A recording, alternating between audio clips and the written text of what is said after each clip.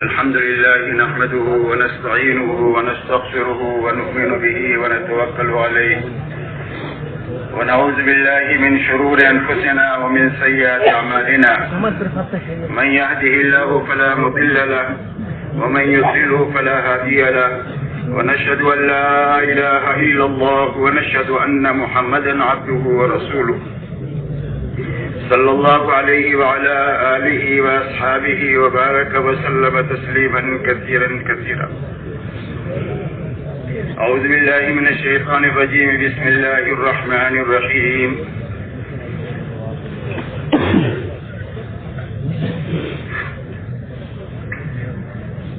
من عمل صالحا من ذكر أو أنثى وهو مؤمن فلنحيينه حياة طيبة ولنجزينهم أجرهم بأحسن ما كانوا يعملون. وقال النبي صلى الله عليه وسلم لا يؤمن أحدكم حتى يكون هواه تبعا لما جئت به أو كما قال عليه الصلاة والسلام.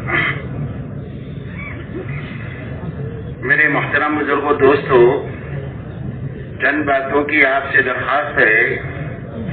ایک تو یہ کہ پوری بات کو جاگ کر سنا جائے، اور جاگ کر سننے کا آسان راستہ یہ ہے کہ نیچے نہیں دیکھنا، آنکھیں بند نہیں کرنا، گھٹنوں میں ہاتھ نہیں ڈالنا، غیر ضروری ٹیکا نہیں لگانا، بلکہ بات کرنے والے کی طرف دیکھتے رہنا. پھر بھی آنکھ بند ہونے لگے تو اپنی آنکھوں کو مل کر نیند کو دور کیا جائے تاکہ پوری بات سنی جائے، پوری بات سمجھی جائے. پہلی درخواست آپ سے یہ ہے. دوسری درخواست یہ ہے کہ شروع سے لے کر آخر تک پوری مجلس میں رہیں.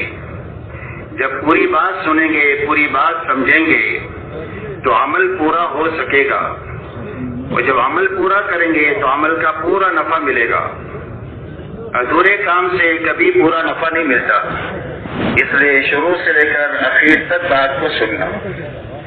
تیسری بات میرے دوستو یہ ہے کہ ہر ساتھی کام کرنے کا سچا ارادہ کرے اور اپنے بس کی کوشش لگائے اور اللہ سے دعا مانگے. یہ تین کام ہمارے ذمہ ہیں: ارادہ کرنا، اپنے بس کی کوشش کرنا، اللہ سے دعا مانگنا.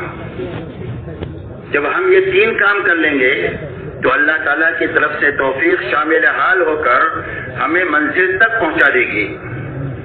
اور منزل یہ ہے کہ دنیا کی زندگی عافیت کے ساتھ گزرواتے ہوئے آخرت کی لامحدود زندگی میں جنت اور اللہ کی رضا تک اللہ تعالیٰ پہنچا دیں.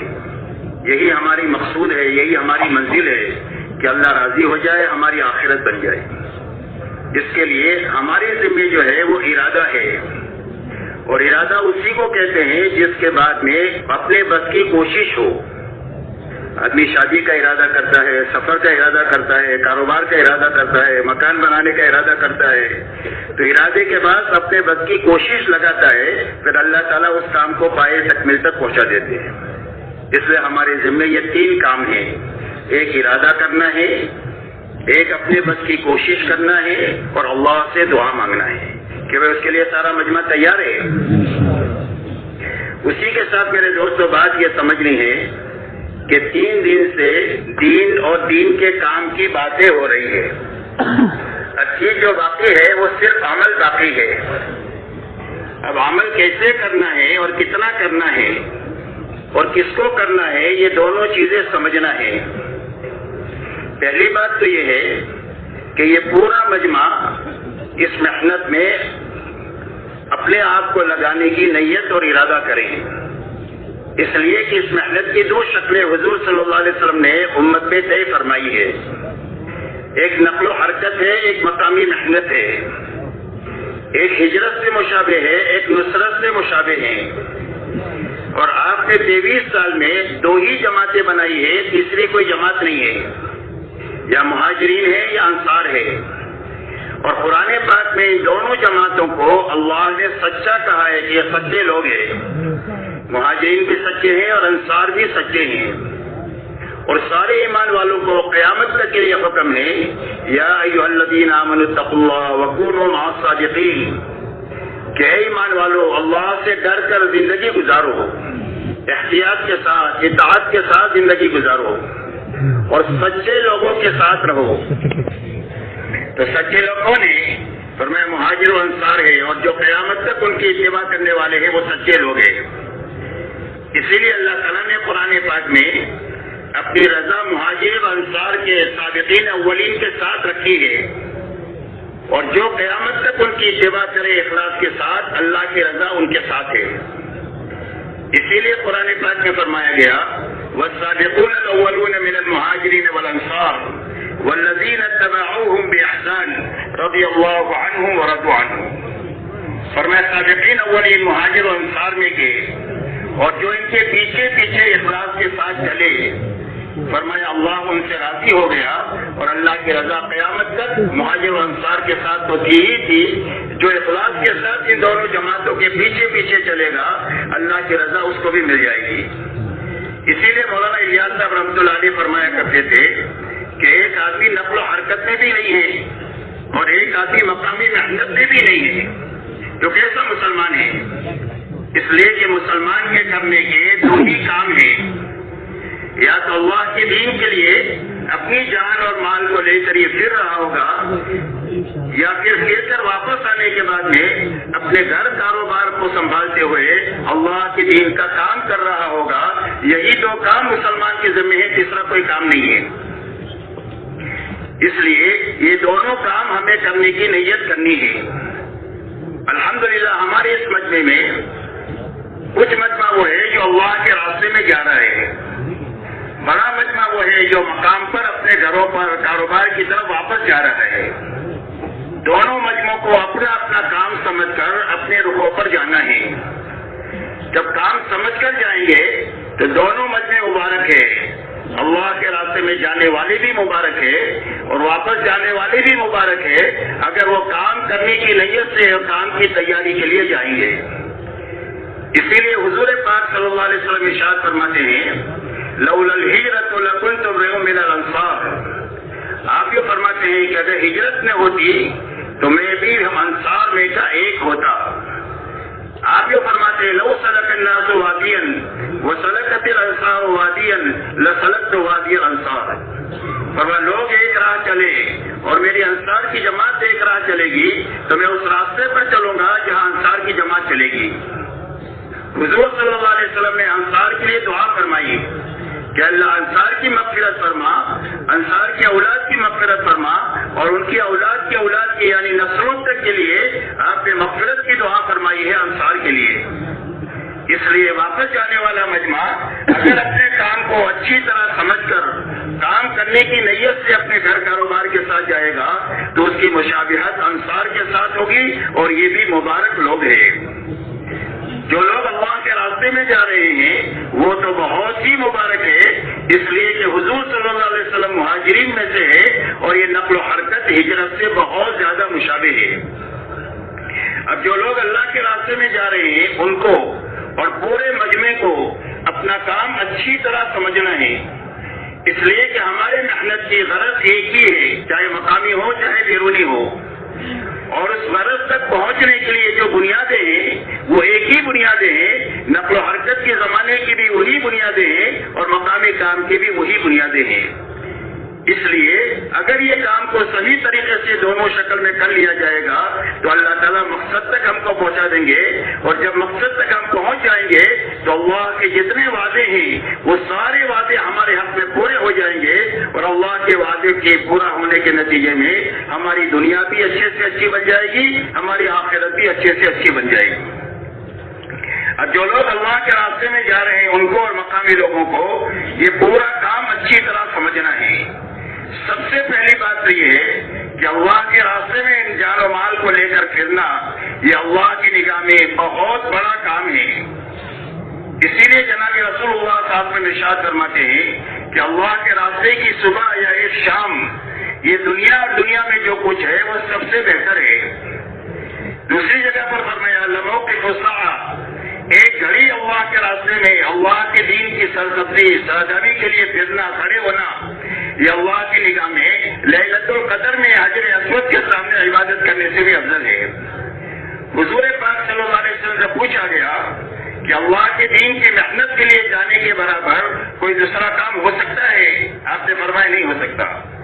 3 مرتبہ پوچھنے پر فرمایا کہ کیا ایک آدمی اس بات کی طاقت رکھتا ہے کہ ایک آدمی تو اللہ کے راستے میں جائے اور دوسرا آدمی پورا دن روزہ رکھ کے ساری رات قیام کرے اللہ کے سامنے، یہاں تک کہ جانے والا واپس آ جائے؟ فرمایا کوئی بھی اس کی طاقت نہیں رکھتا۔ تو فرمایا اللہ کے دین کی محنت کے برابر کوئی بھی نفل عمل نہیں ہو سکتا۔ اس لیے میرے دوستوں، اتنے بڑے کام کی اللہ تعالیٰ نے توفیق عطا فرمائی ہے جانے والوں کے لیے، اور بغیر استحقاق کے اللہ نے عطا فرمائی ہے۔ ایسا نہیں ہے کہ بہت لائق سے اس کے لیے چنا ہوا، بلکہ اللہ نے اپنے فضل سے اتنے بڑے کام کی توفیق عطا فرمائی ہے۔ اس لیے کہ جہاں سے یہ مجمع جا رہا ہے وہاں پر اس سے زیادہ مال والے لوگ بھی وہاں موجود ہیں، ان سے زیادہ سمجھ بوجھ والے لوگ بھی موجود ہیں، اور ان سے زیادہ فرصت والے لوگ بھی موجود ہیں کہ جن کے ساتھ زندگی میں کوئی کام نہیں ہے، بالکل فارغ ہے، لیکن ان کو توفیق نہیں ہوئی۔ اللہ نے اس مجمع کو توفیق عطا فرمائی۔ ابھی اللہ کا بہت بڑا انعام ہے، اور اللہ کی بہت بڑی نعمت ہے، اور اللہ کا بہت بڑا فضل ہے، اور اللہ جب کسی کو کوئی نعمت دیتے ہیں تو اللہ تعالیٰ شکر کا مطالبہ کرتے ہیں کہ نعمت ہماری طرف سے تمہیں ملی ہے، اس نعمت کا شکر ادا کرو۔ اگر نعمت کا شکر ادا ہو جائے گا اور نعمت کی قدردانی ہو جائے گی تو اللہ تعالیٰ کام کے لیے چنیں گے اور موت تک کام لیں گے اور قبولیت کے ساتھ کام لیں گے۔ کام لینے والے اللہ ہے، قبولیت کے ساتھ لینے کے لیے یہ ہے کہ شکر کے راستے پر آدمی چلے، اور شکر کے معنی یہ ہے کہ جس مقصد کے لیے محنت ہے اس مقصد کو سامنے رکھ کر جو وہاں تک پہنچنے کی جو بنیادیں ہیں وہ ساری بنیادوں کو سامنے رکھ کر عمل کرتے ہوئے اور اللہ کے سامنے معافی مانگتے ہوئے اس محنت میں چلنا، یہ اس محنت کی قدردانی ہے۔ اب میرے دوستو، اس محنت کی قدردانی میں کیا بنیادی چیز ہے؟ بنیادی چیز میرے دوستو یہ ہے کہ ہر آدمی جتنے کرنے کے کام ہے اس محنت میں اس کو کرتے ہوئے اور جتنی بچنے کی چیزیں ہیں اس سے بچتے ہوئے اس محنت میں مقام والے بھی چلے اور نکلنے والے بھی چلے۔ اس لیے کہ آدمی کی بننے کی یہی تو بنیادیں ہیں، کرنا اور بچنا۔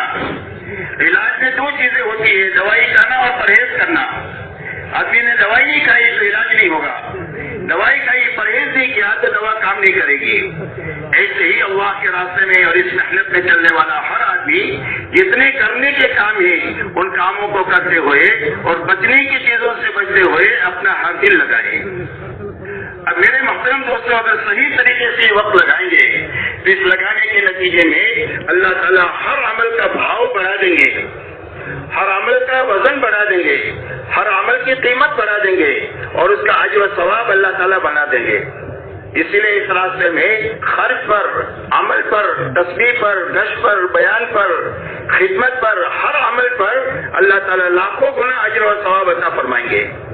یہاں تک کہ اگر ایک آدمی کے سر میں درد ہو گیا تو سر درد پر اس نے اللہ کی طرف سے ملنے والے انعام کا دھیان کیا تو اللہ تعالیٰ اس کی زندگی کے سارے گناہوں کو معاف فرما دیں گے۔ اس راستے میں آدمی تھکا یا اللہ کے راستے میں نکل کر بیمار ہوا اس پر بھی انعام ملے گا۔ اگر اس راستے میں نکل کر کے آدمی کے اوپر غبار آیا ہے، مٹی آئی ہے تو مٹی بھی اللہ کی نگاہ میں قیمتی ہے۔ حضرت عبداللہ بن مبارک رحمۃ اللہ علیہ بہت بڑے محدث گزرے ہیں، 6 مہینہ حدیث پاک کو لکھتے لکھاتے تھے، پڑھتے پڑھاتے تھے، اور 6 مہینہ اللہ کے راستے میں جاتے تھے۔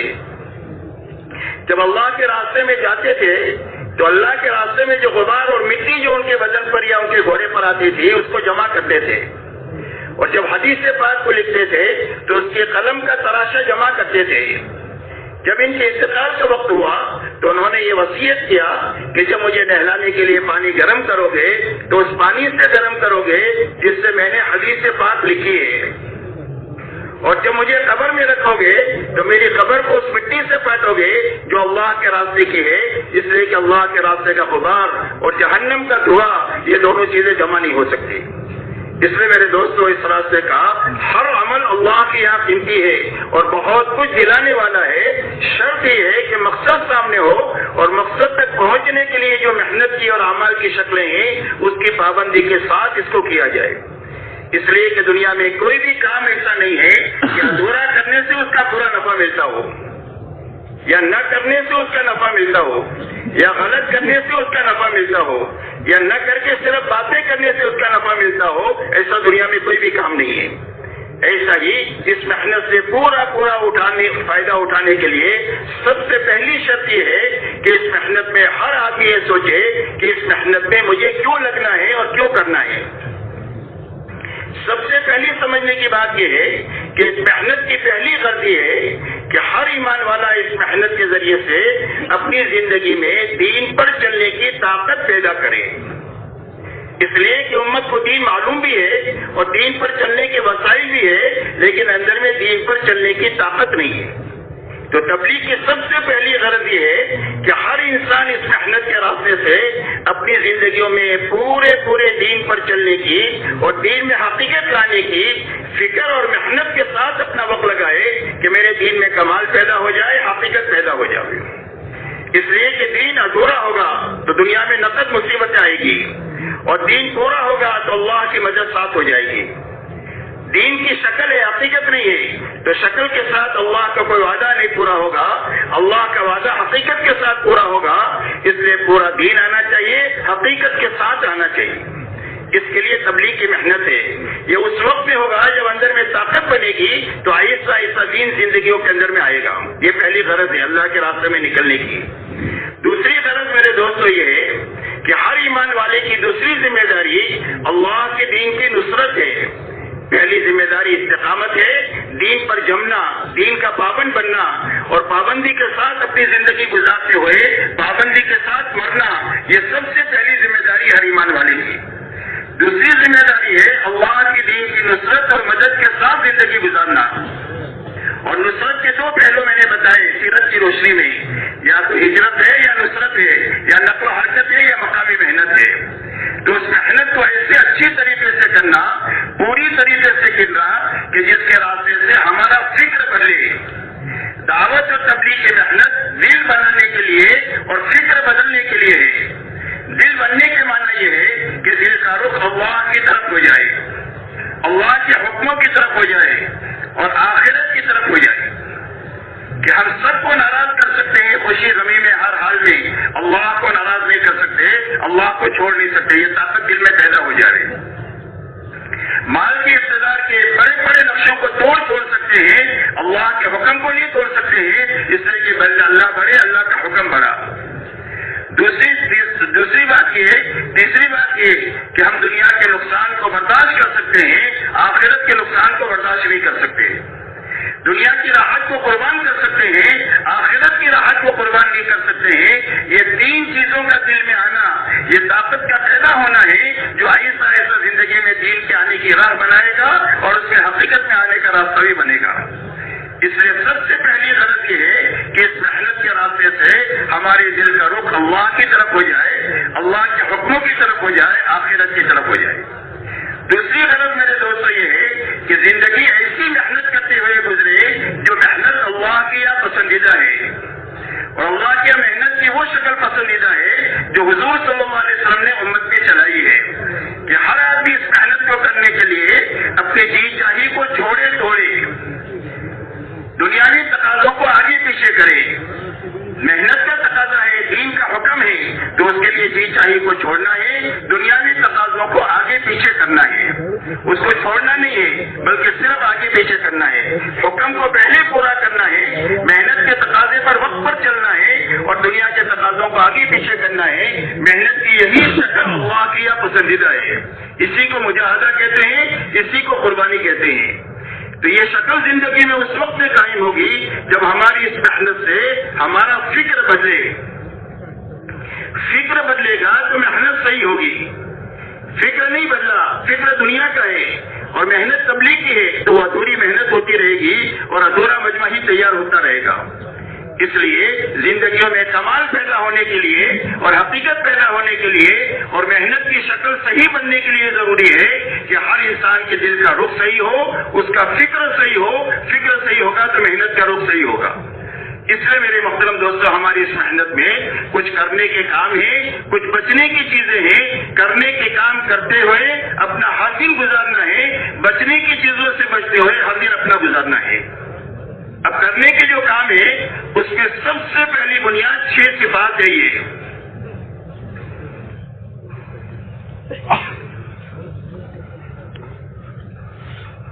اس کو اپنی زندگی میں اور امت میں لانے کی محنت کے ساتھ، فکر کے ساتھ اور دعا کے ساتھ اس محنت میں چلنا ہے. مولانا الیاس صاحب رحمۃ اللہ علیہ فرماتے تھے کہ مجھے کام کرنے والوں پر اس بات کا خطرہ ہے کہ وہ کام نہ کر رہے ہو اور وہ سمجھ رہے ہو کہ ہم تو کام کر رہے ہیں.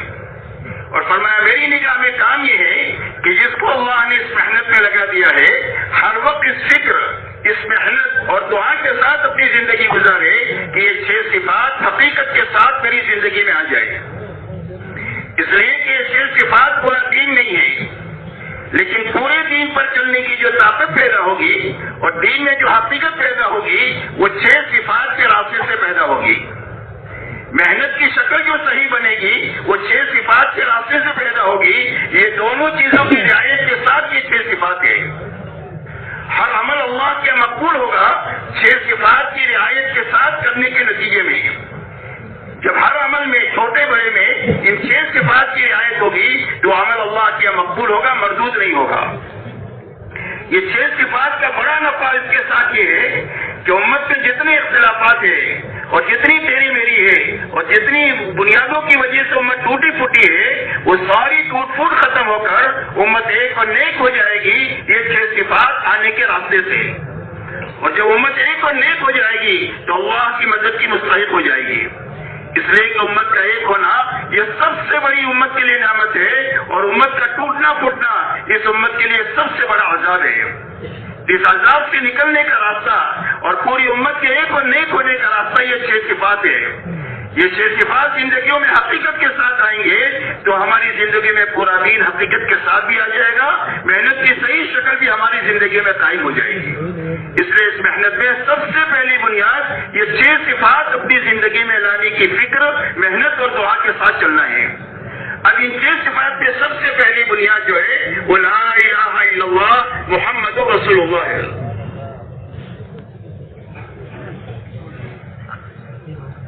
سب سے پہلے اپنا کلمہ ٹھیک کرنا ہے اور کلمے کے ٹھیک ہونے کے معنی یہ ہے کہ سب سے پہلے کلمے کے الفاظ صحیح ہونا چاہیے.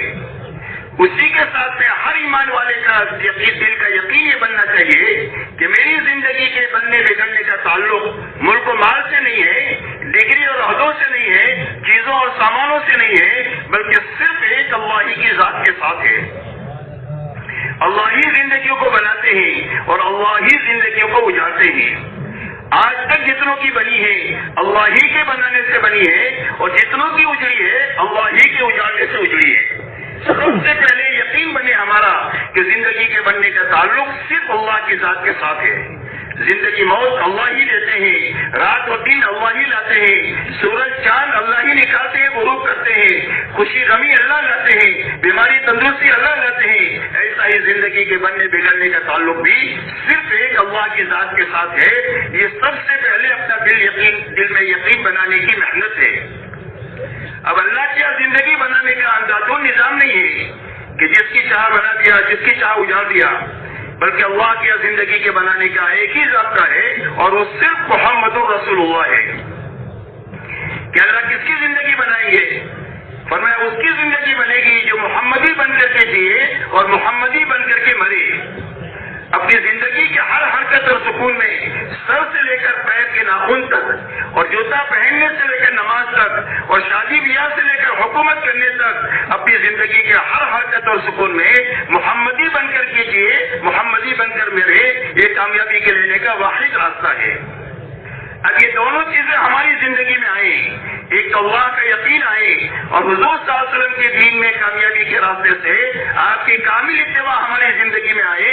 اس کے لیے اس کو پوری قوت سے امت کو دعوت دینے میں اپنے آپ کو لگانا ہے. سب سے پہلے یقین بنانے کے لیے لوگوں بے طلب بندوں میں بے غرض بن کر کے سب سے پہلے اللہ کی بڑائی سمجھانا ہے کہ اللہ کتنے بڑے ہیں، اللہ کی قدرت سمجھانی ہے، اللہ کے احسانات جو انسانوں پر اور اللہ کی مخلوقات پر ہے ان میں احسانات کو سمجھانا ہے. اس لیے کہ وہ چیزیں وہ ہے جو عام فہم چیزیں ہیں اور بدیہی چیزیں ہیں جو آسانی کے ساتھ آدمی سمجھ سکتا ہے.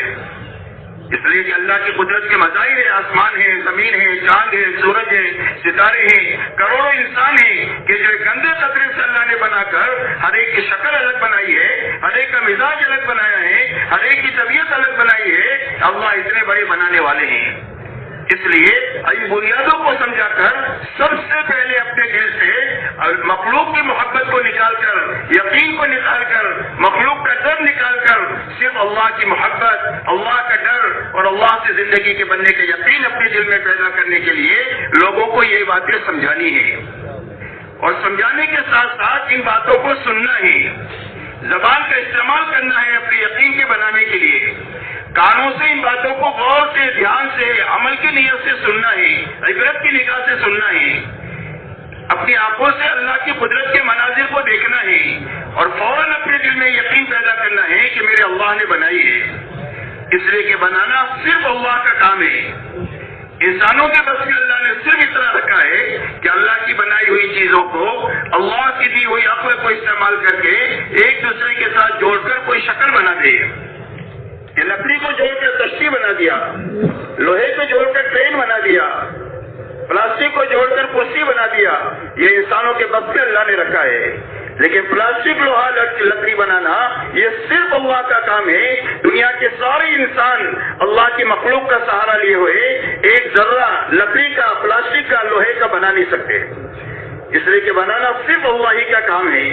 ہر چیز پر نگاہ پڑے تو فوراً ہمارا دل یہ کہے کہ میرے اللہ نے بنایا ہے. اللہ کی مخلوقات پر اپنے دماغ کو سے غور کرے کہ جس اللہ نے اتنا بڑا آسمان بنایا بغیر ستون کا، وہ بنانے والے اللہ کتنے بڑے. جیسے اتنی بڑی زمین پھیلائی، اتنے بڑے بڑے پہاڑ بنائے، اتنے بڑے بڑے سمندر بنائے، کروڑوں انسان بنائے، ایسے بنانے والے اللہ کتنے بڑے. اللہ کی مخلوقات میں غور کرنا. غرض یہ کہ 4 راستوں سے ایمان بنانے کی محنت میں لگنا.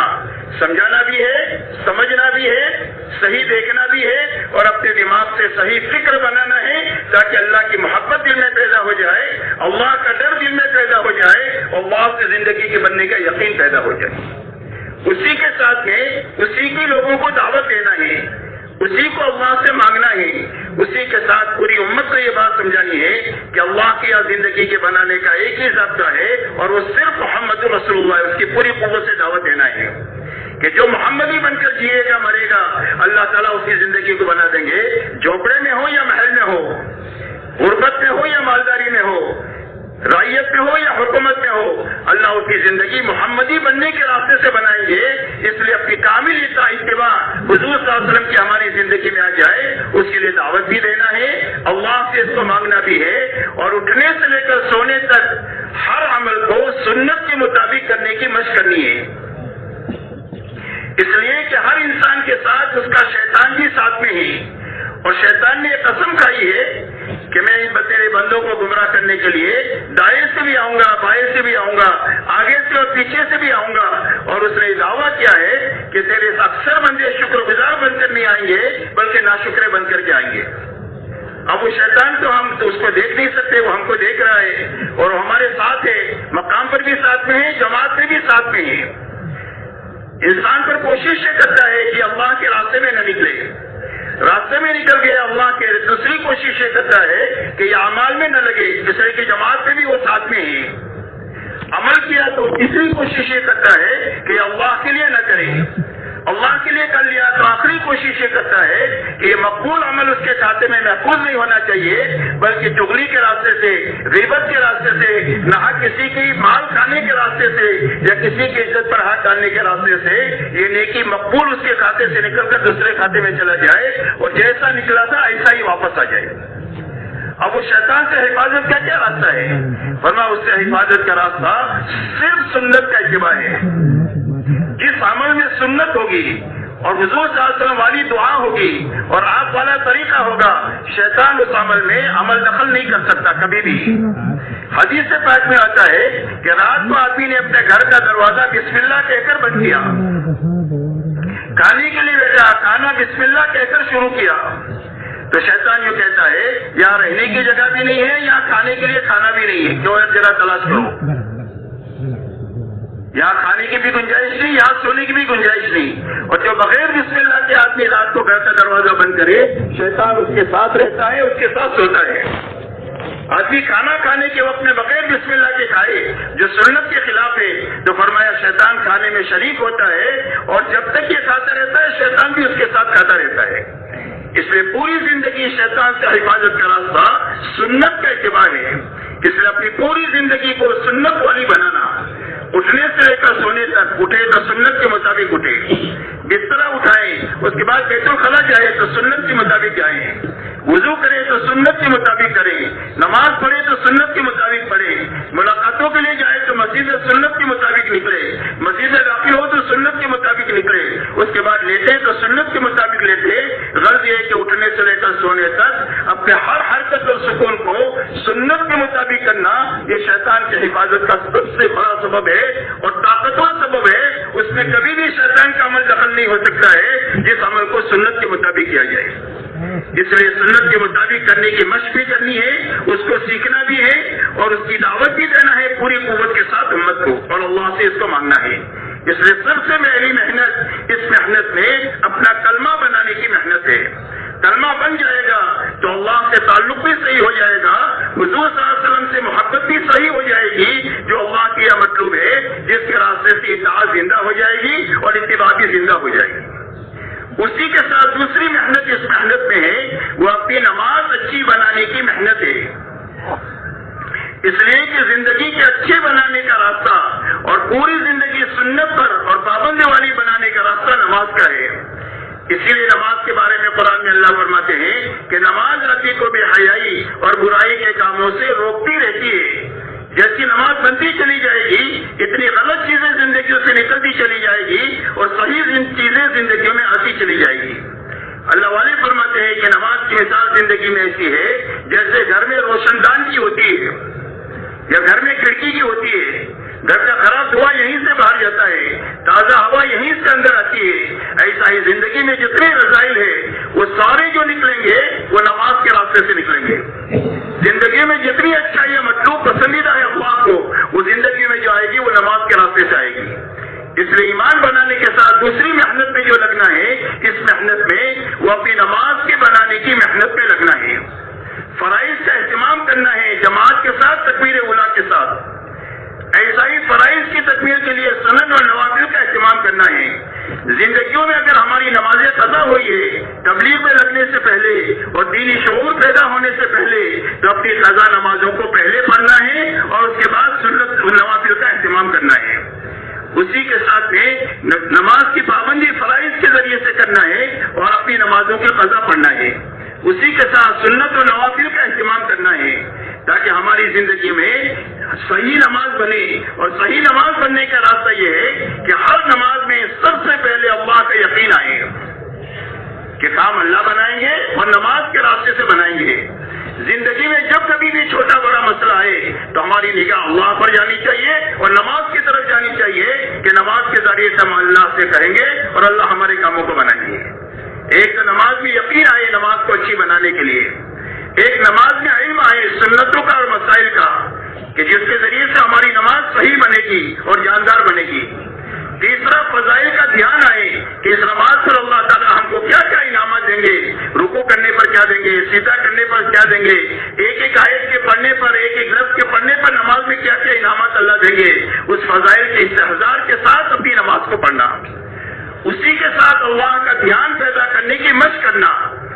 اس محنت میں لگنے والے مقام پر بھی گھر پر بھی روزانہ 2-4 رکعتیں ایسی پڑھے کہ جس میں ہر رکن میں ہمارا دھیان اللہ کا بنے کہ میں اللہ کو دیکھ رہا ہوں اور اللہ مجھے دیکھ رہے ہیں. اور اگر یہ کیفیت پیدا نہ ہو تو اتنا تو ضرور پیدا ہونا چاہیے کہ اللہ تو مجھے دیکھ ہی رہے ہیں. اس لیے اللہ کا دھیان پیدا کرنے کی محنت کرنا ہے.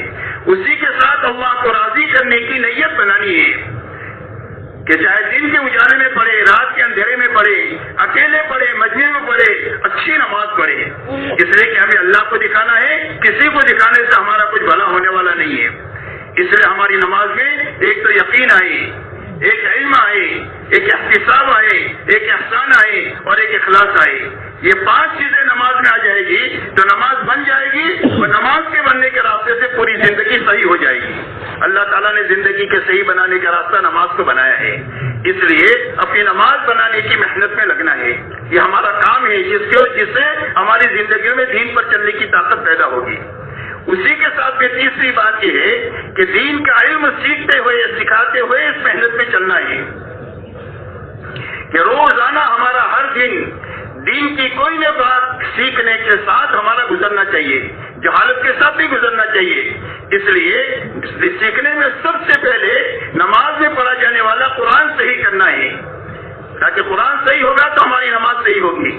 پھر اس کے بعد بقیہ چیزوں کو، تشہد ہے، دعائے قنوت ہے، اور جو کچھ بھی پڑھنے کی چیزیں ہیں، ان ساری چیزوں کو نمبر 2 پر یاد کرنا ہے، نمبر اول قرآن پاک کو صحیح یاد کرنا ہے تاکہ ہماری نماز صحیح ہو جائے۔ اس لیے ایک سب سے پہلے علم میں قرآن صحیح کرنا ہے، اسی کے ساتھ میں فضائل کا علم حاصل کرنا ہے، تعلیم کے حلقوں میں بیٹھ کر مسائل کو علماء سے سیکھنا ہے۔ روزمرہ کی جو ہماری ضرورتیں ہیں، وضو ہے، طہارت ہے، نماز ہے، غرض یہ کہ روزمرہ کی جو عمل ہے اس کو سیکھتے ہوئے اپنا ہر دن گزارنا ہے۔ اسی کے ساتھ میں ہم فارغ تھے، اب مشغول ہو گئے کاروبار میں، تو کاروبار کو معلوم کرنا ہے کہ کاروبار میں حلال طریقہ کیا ہے، حرام کیا ہے، تاکہ حرام سے بچا جائے، حلال کو زندگی میں اپنایا جائے۔ پہلے اکیلے تھے، اب شادی ہو گئی تو اب پوچھنا ہے ہمیں کہ مجھے بیوی کے ساتھ کس طرح رہنا ہے کہ جس سے ہماری زندگی خوشگوار بنے۔ غرض یہ کہ ہر حال کے علم کو معلوم کر کے اس پر عمل کرنے کی محنت کے ساتھ اس محنت میں چلنا ہے۔ اسی کے ساتھ نماز کے لیے قرآن صحیح کرنے کے ساتھ 6 صفات کی احادیث جو ہے اس کو تعلیم کے حلقوں میں بیٹھ کر اپنے دل دماغ میں محفوظ کرنا ہے، تاکہ ہم دعوت دیں تو علم کے ساتھ دیں، جہالت کے ساتھ نہ دیں۔ اس لیے اللہ والوں نے بڑا علم جو جمع کیا ہے وہ حدیث کی کتابوں میں، فضائل اعمال میں، فضائل صدقات میں، اور اس کے اندر جو اجزاء ہے اس میں بڑا علم جمع کیا ہے۔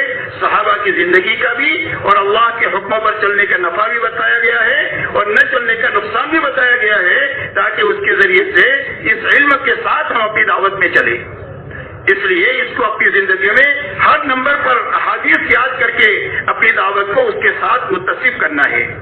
اسی کے ساتھ میں روزمرہ کے ہمارے جو کام ہیں، کھانا ہے، سونا ہے، لباس کا پہننا ہے، بیت الخلا جانا ہے، سونا ہے، یہ ہماری ضروریاتی زندگی ہے۔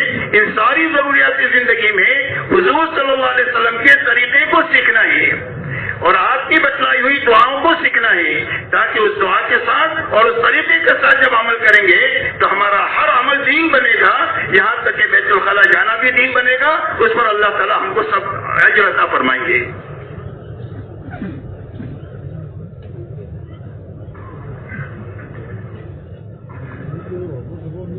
اس لیے فضائل کو تعلیم کے حلقوں میں سیکھنا ہے اور مسائل کو علماء ساتھ ہے تو ان سے سیکھنا ہے، اور علماء ساتھ نہیں ہے تو جن مساجد میں ہم جائیں گے وہاں پر علماء موجود ہے، ان کے ساتھ ادب کے ساتھ بیٹھ کر ان سے علم کو سیکھا جائے اور مسائل کو معلوم کیا جائے، تاکہ ہمارے دین کے شوق پیدا ہوگا فضائل کے راستے سے، اور عمل صحیح جو بنے گا وہ مسائل کی رعایت سے صحیح بنے گا۔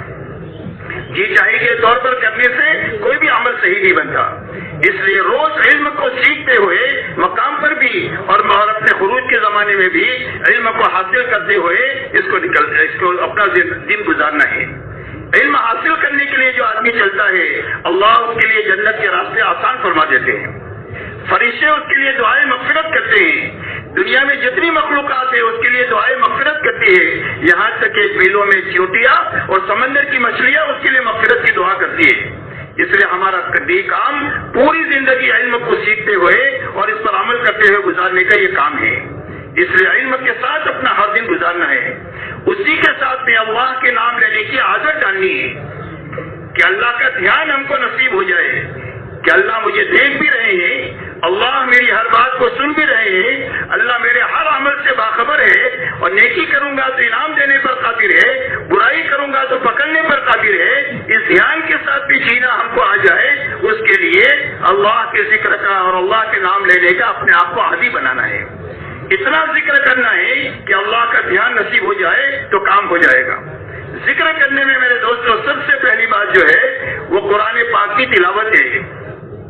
روزانہ ہمارے ساتھی جو قرآن پڑھے ہوئے ہیں وہ روزانہ کم سے کم ایک پارہ قرآن کی تلاوت کرنا چاہیے اور عمل کی نیت سے کرنا چاہیے, ہدایت کی نیت سے کرنا چاہیے, اس لیے کہ ہر انسان کی ہدایت اللہ نے قرآن میں رکھی ہے. اور ہدایت کب ملے گی؟ جب طلب کے ساتھ اور نیت کے ساتھ میں آدمی پڑھے گا تو اللہ تعالیٰ اس کے حصے کی ہدایت اس کو عطا فرمائیں گے.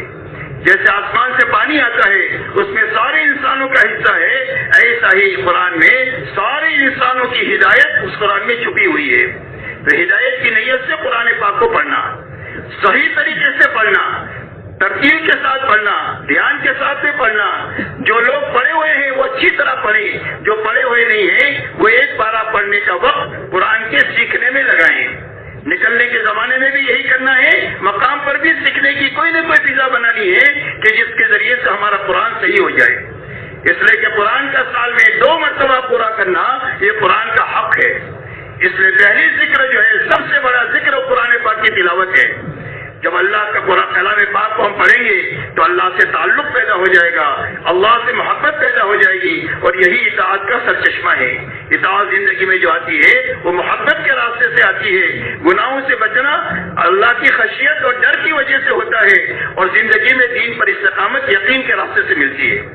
اس لیے ذکر کرنے کے لیے سب سے پہلے قرآن پاک کی تلاوت بھی کرنا ہے, اور جو پڑھے ہوئے نہیں ہیں وہ قرآن پاک سیکھنا شروع کریں.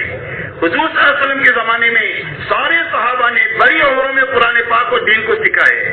اس لیے پوری عمر دین کے سیکھنے کی ہے, اس لیے پڑھے اور اس کو سیکھے. اسی کے ساتھ دوسرا ذکر صبح شام کی تسبیحات ہے, تیسرا کلمہ اللہ کے لیے ہے, دوسری تسبیح حضور صلی اللہ علیہ وسلم کے لیے, اور تیسری تسبیح ہمارے لیے استغفار کی. اس لیے اس کی پابندی کے ساتھ روزانہ اپنی 3 تسبیحوں کا صبح شام اہتمام کرنا. یہ تسبیحات بہت طاقتور عمل ہے. کسی جگہ پر مولانا الیاس صاحب رحمۃ اللہ علیہ نے فرمایا ہے کہ جو اتنے عرصے تک ان تسبیحات کو صحیح طریقے سے اللہ کے دھیان کے ساتھ پڑھ لے گا, اللہ تعالیٰ اس کو ولی بنا کر کے بہت عطا فرمائیں گے. اس لیے ان 3 تسبیحات کا اہتمام کرنا ہے. آسانی ہو جائے تو زیادہ بہتر یہ ہے کہ باوضو قبلہ رخ بیٹھ کر اس دھیان کے ساتھ ان تسبیح کو پڑھا جائے کہ اللہ مجھے دیکھ بھی رہے ہیں اور اللہ میرے ذکر کو سن بھی رہے ہیں. اس لیے ان 3 تسبیحات کا اہتمام کرنا ذکر میں. تیسرا اذکار مسنونہ کا اہتمام کرنا. ہر وقت کی دعائیں ہیں, ہر وقت آپ کی طرف سے مقبول دعائیں, مسنون دعائیں ہیں. ان دعاؤں کو سیکھ کر ہر عمل کو اس کے مطابق کرنا ہے. ان دعاؤں میں حفاظت بھی ہے اور قبولیت بھی ہے. یہ دعائیں وہ ہیں جنہوں نے اللہ کی یہاں قبولیت کا راستہ بنائی ہوئی ہے. حضور صلی اللہ علیہ وسلم کی مقبول دعائیں ہیں. ان دعاؤں میں بہت زبردست طاقت رکھی ہے اللہ تعالیٰ نے. مولانا الیاس صاحب کے والد صاحب رحمۃ اللہ علیہ کے بارے میں آتا ہے کہ جب کوئی بیمار ہوتا تو پانی پڑانے کے لیے ان کے پاس چلا جاتا, وہ پھونک مار دیتے, اللہ اس کو اچھا کر دیتے.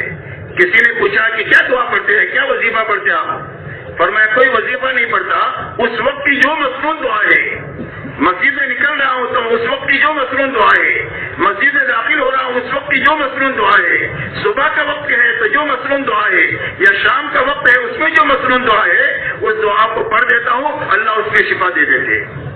اس میں میرے دوستو یہ دعائیں معمولی نہیں ہیں. حضور صلی اللہ علیہ وسلم نے ہم کو اس لیے سکھائی ہے تاکہ اللہ کا دھیان بھی نصیب ہو جائے, حفاظت کے ساتھ اور قبولیت کے ساتھ ہماری زندگی بھی چلے.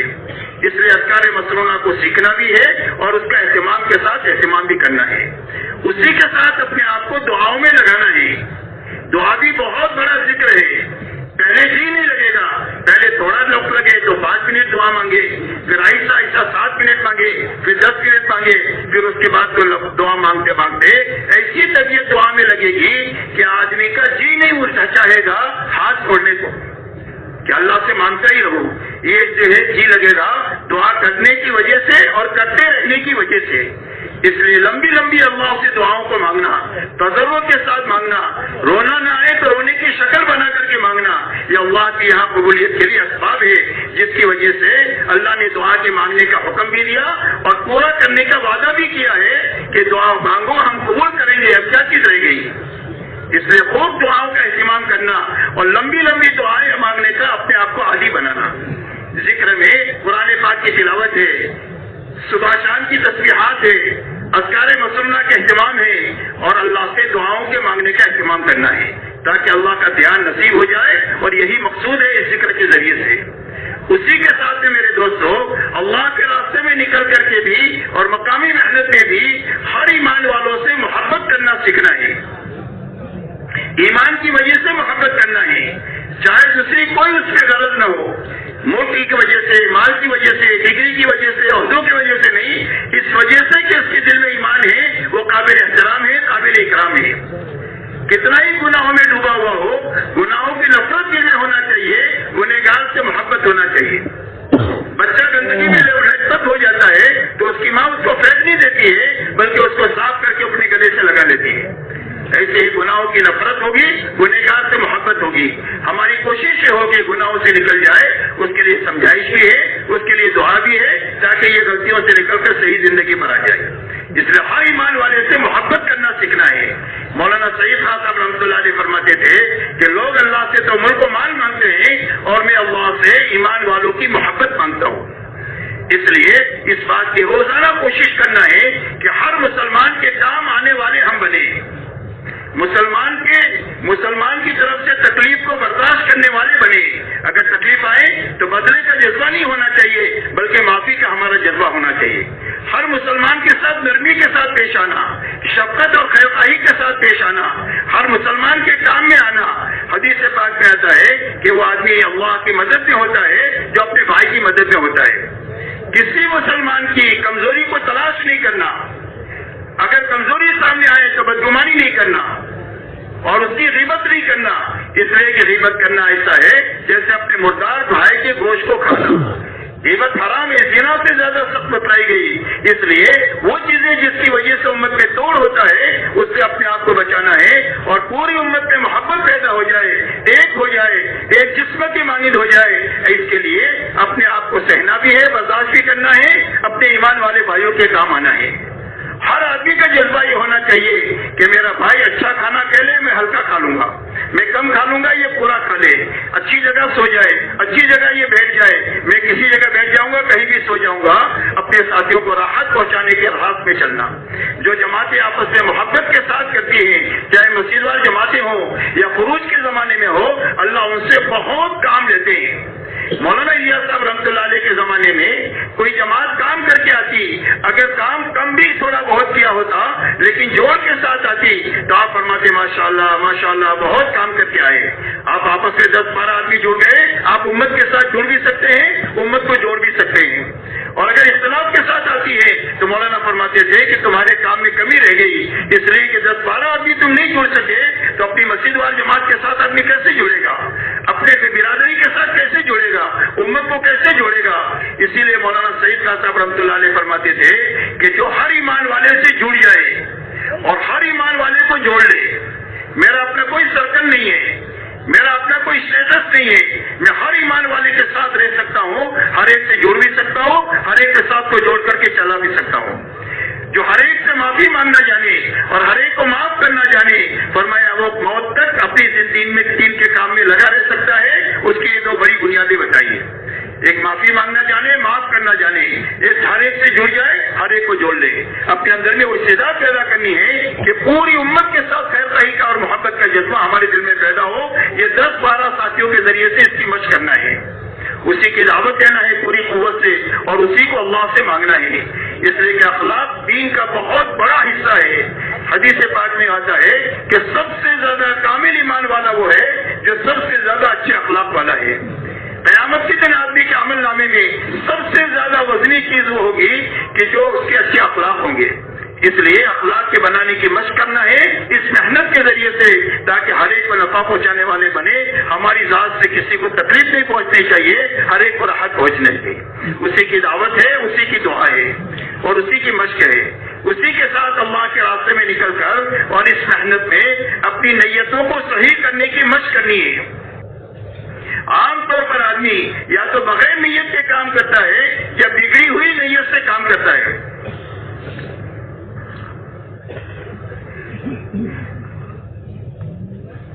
اور یہ دونوں چیزیں آدمی کے حق میں بری ہے، بغیر نیت کے کرنا بھی برا ہے اور غلط نیت کے ساتھ کرنا بھی برا ہے۔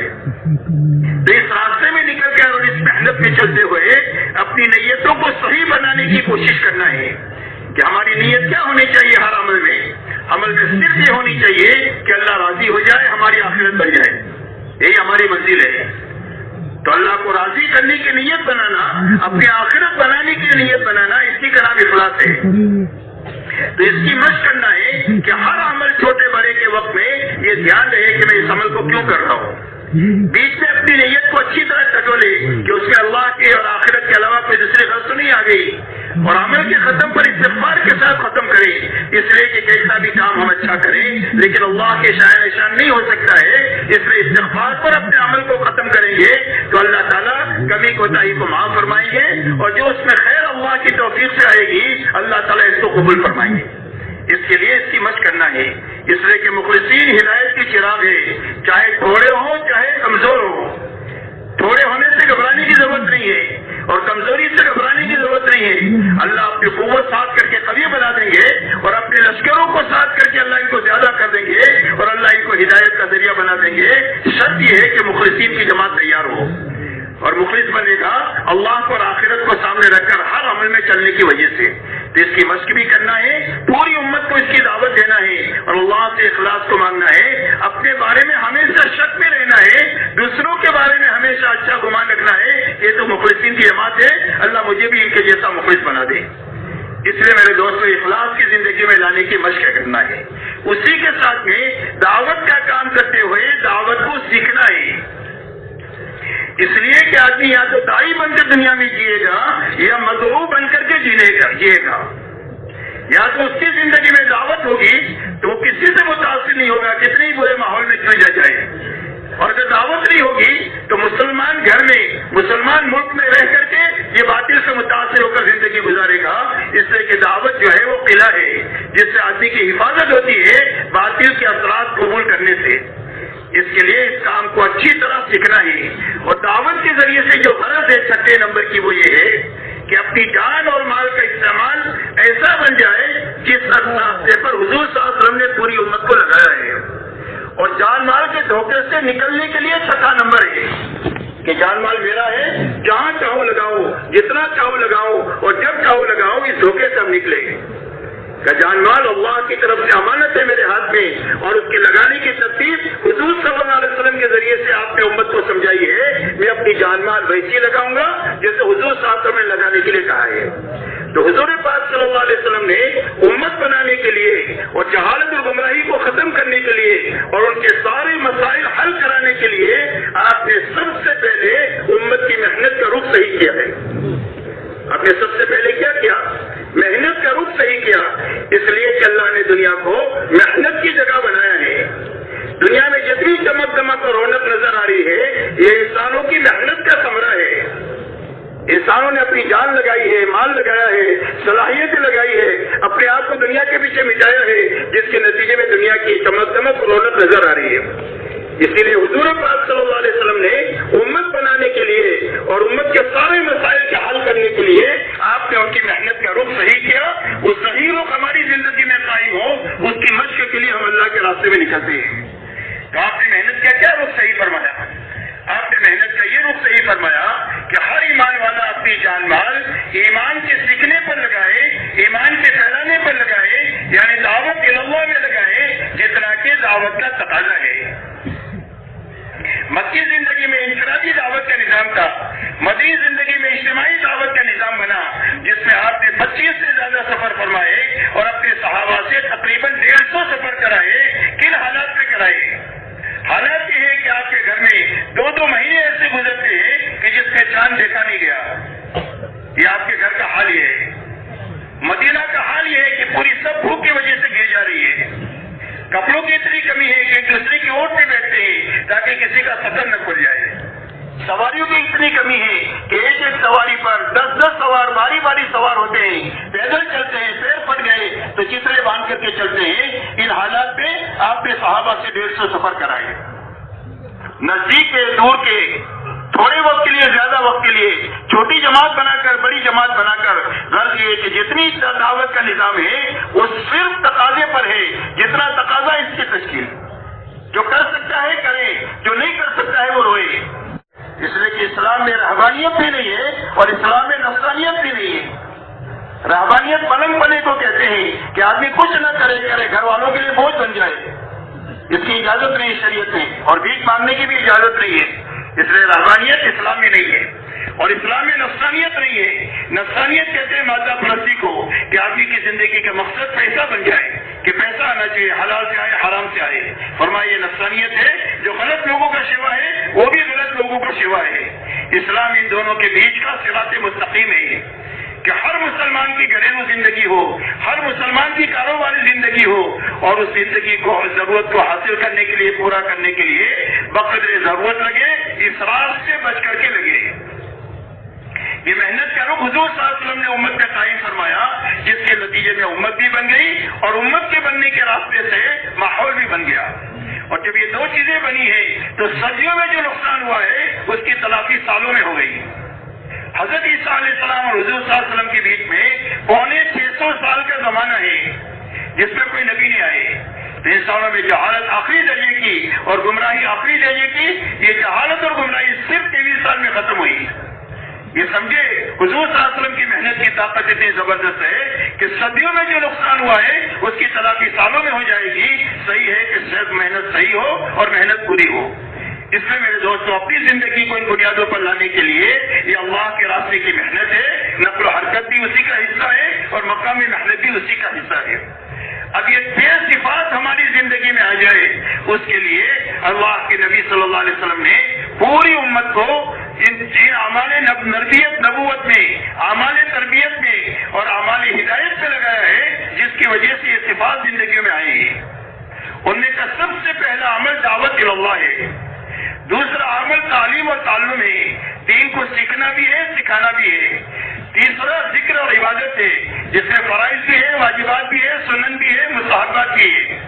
اسی کے ساتھ بھی خدمت ہے کہ اپنی جان مال سے اللہ کی مخلوق کو راحت پہنچانا، یہ اعمال نبوت نے آپ نے امت کو مشغول فرمایا، اور ان اعمال میں لگنے کے لیے کبھی نقل و حرکت پہ رکھا، کبھی مقامی محنت پہ رکھا، اور اسی کے راستے سے یہ اعمال گھروں تک گئے اور گھروں میں دینداری اسی اعمال کی برکت سے آئی۔ اب ان چاروں اعمال کی عملی شکل انفرادی بھی ہے، اجتماعی بھی ہے۔ ان اعمال میں اجتماعی طور پر ساتھ مل کر کرنے کے کام بھی ہے اور الگ الگ کرنے کے کام بھی ہے، اور یہ دونوں کی پابندی سے آدمی بنتا ہے۔ اللہ والے فرماتے ہیں اجتماعی عمل کی پابندی سے آدمی بنے گا، اور انفرادی عمل کی پابندی سے آدمی جمے گا، یعنی تربیت ہوگی، استقامت ہوگی۔ بھائی آپ لوگ کیا کر رہے ہیں؟ او بھائی آپ لوگ کیا کر رہے ہیں؟ بھائی آپ لوگ کیا کر رہے ہیں؟ یہ ابھی کرنے کا وقت نہیں ہے، یہ اجتماع کے بعد اس کو کریں۔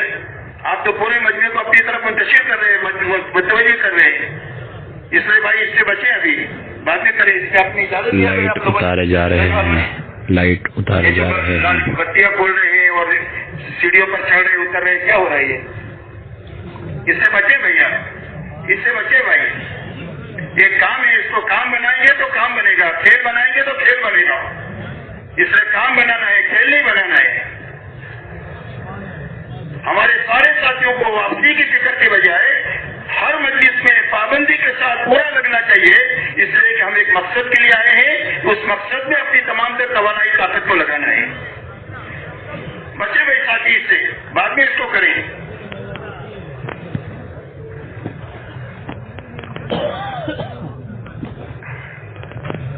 آدمی بنے گا۔ ہماری محنت میں مشورہ اجتماعی عمل ہے، نماز اجتماعی عمل ہے، تعلیم اجتماعی عمل ہے، دعوت اور گشت اجتماعی عمل ہے، سونا اجتماعی عمل ہے، سفر اجتماعی عمل ہے، اور سونا اور کھانا یہ اجتماعی عمل ہے۔ ایک ساتھ مل کر یہ سارے کاموں کو کریں گے، ایک ساتھ مل کر کے۔ ہماری اس محنت میں انفرادی عمل بھی ہے جس میں نوافل کا اہتمام ہے، قرآن پاک کی تلاوت ہے، تسبیحات کا اہتمام ہے، اذکار مسنونہ کا اہتمام ہے، دعاؤں کا مانگنا ہے، انفرادی خدمت کی شکلیں ہیں، اسی کے ساتھ بھی انفرادی سیکھنا سکھانا ہے، انفرادی فضائل کی کتابوں کا مطالعہ ہے، یہ انفرادی اعمال ہے۔ ان دونوں کی پابندی کے ساتھ ہر دن اپنا گزارنا ہے۔ مقام والوں کو مقام میں، گھر کاروبار کی رعایت کے ساتھ ان انفرادی اجتماعی اعمال میں جو وضو اللہ والے بتلاتے ہیں اس کے مطابق چلنا ہے، اور جماعت میں نکلنے والے کو اپنا پورا وقت ان اعمال میں اپنی ضروریات سے بچا کر کے لگانا ہے. ہمارے پاس میں 24 گھنٹے میں 9 گھنٹہ 10 گھنٹہ اپنے کھانے میں، سونے میں، نہانے میں، کپڑے دھونے میں لگا کر کے بعد میں جو 14-15 گھنٹہ ہمارا جو بچتا ہے وہ سارا وقت دعوت میں لگانے کے لیے ہے، انفرادی اجتماعی طور پر تعلیم و تعلم میں لگانے کے لیے ہے، ذکر عبادت میں لگانے کے لیے ہے، خدمت اور اخلاق کے لیے لگانے کے لیے ہے. جب ان اعمال کو انفرادی اجتماعی طور پر کریں گے تو اللہ ہماری تربیت بھی فرمائیں گے، استقامت بھی عطا فرمائیں گے، کام کی سمجھ بوجھ بھی عطا فرمائیں گے اور کام کرا دیں گے. اور جب تربیت اور استقامت ہوگی، بننا اور جمنا ہوگا تو اللہ قبولیت کے ساتھ کام لیں گے. ورنہ جہاں تک دین کے کام کا لینے کا تعلق ہے، اللہ فاسق اور فاجر سے بھی لے لیتے ہیں، لیکن فاسق فاجر کو ملے گا کچھ نہیں. اچھی طرح سمجھے. یہ کتابوں میں ایک واقعہ آتا ہے کہ میدان احد میں عثمان نامی آدمی نے بڑا کام کیا مسلمانوں کی طرف سے. میدان میں واہ واہ ہو گئی کہ فلانا فلانا فلانا اس کا نام ہو گیا. آپ کو پتا چلا تو آپ نے فرمایا وہ تو جہنمی ہے. تھوڑی دیر کے بعد اس کو زخم لگا، اس سے برداشت نہیں ہوا، اپنا خنجر پیٹ میں گھونپ کر حرام مال پھونک کر کے جہنم میں چلا گیا. اس لیے میرے دوستوں، کام کا اصل ہونا ضرور کافی نہیں ہے، بلکہ صحیح ہونا، قبول ہونا اصل ہے. اور قبولیت کی شرط ہے تربیت اور استقامت، کہ آدمی بنے اور بنا کر کے بنا ہوا چلے. اس لیے تربیت اور استقامت جو پیدا ہوگی وہ انفرادی اجتماعی اعمال کی پابندی سے ہوگی. ابھی جو اعمال بتلائے گئے انفرادی اجتماعی، روزانہ ہر ساتھی اس دھیان کے ساتھ میں اپنا دن پورا کریں کہ یہ سارے کام پورے ہوئے یا کمی رہ گئی. اگر سارے کام پورے ہو گئے ہیں تو اللہ کا شکر ادا کریں. اگر اس میں کمی رہ گئی ہے تو تلافی کریں. تصویر رہ گئی ہے تو تصویر پڑھ کر سوئے، قرآن پڑھنا رہ گیا ہے تو قرآن پڑھ کر کے سوئے، اور جو بھی کمی کوتاہی رہی ہے اس کو پورا کر کے آدمی سوئے. اگر ایسا عمل چھوٹا ہے کہ جو رات کو ہو نہیں سکتا سونے سے پہلے اجتماعی عمل چھوٹا ہے تو سچی پچی توبہ استغفار کر کے آدمی سوئے. اس لیے کہ جس کام کے کرنے کی خوشی نہ ہو اور جس کے چھوٹنے کا غم نہ ہو وہ کام نہیں ہوتا. اور اللہ کے جتنے وعدے ہیں وہ کام پر ہیں، اور کام بنے گا شکر اور استغفار کے راستے سے.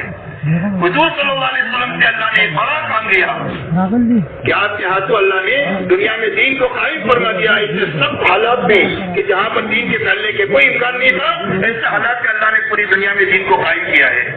اتنا بڑا کام لینے کے بعد بھی حضور صلی اللہ علیہ وسلم کو اللہ تعالیٰ ان دونوں چیزوں کا حکم دے رہے ہیں. اذا جاء نصر الله والفتح ورأيت الناس يدخلون في دين الله افواجا فسبح بحمد ربك واستغفره انه كان توابا. کہ ہمارے نبی کی فتح مکہ ہو گیا اور اللہ کا دین، اللہ کی مدد آ گئی، اور فوج در فوج، گروہ در گروہ، قبیلے در قبیلے، ملک در ملک اسلام میں داخل ہونے لگے. اتنا بڑا کام ہم نے آپ سے لیا ہے تو آپ کیا کریں؟ فرمایا آپ ہمارا شکر ادا کریں، ہماری پاکی بیان کریں، ہماری تعریف بیان کریں اور استغفار کریں. یہ دو چیزوں کا آپ کو حکم دیا گیا. اس لیے میرے دوستو، اس شکر اور استغفار کے ساتھ اپنا ہر دن گزارنا. پورا ہوا ہے شکر کیا جائے، کمی رہی ہے تو تلافی کی جائے، تلافی نہیں ہو سکتی ہے تو سچا پکا استغفار کیا جائے. اس لیے ان اعمال کی پابندی کے ساتھ میں اپنا وقت لگانا ہے. اسی کے ساتھ میرے محترم دوستو، اب یہ جماعتیں ہماری جو جائے گی وہ جماعت کی شکل میں یہاں سے جائے گی. اس لیے کہ اللہ کی تائید اور مدد جماعت کے ساتھ ہوتی ہے، اور جماعت اس وقت بنتی ہے جب اس میں کوئی ساتھی ہو، اس کے پر ایک ذمہ دار ہو.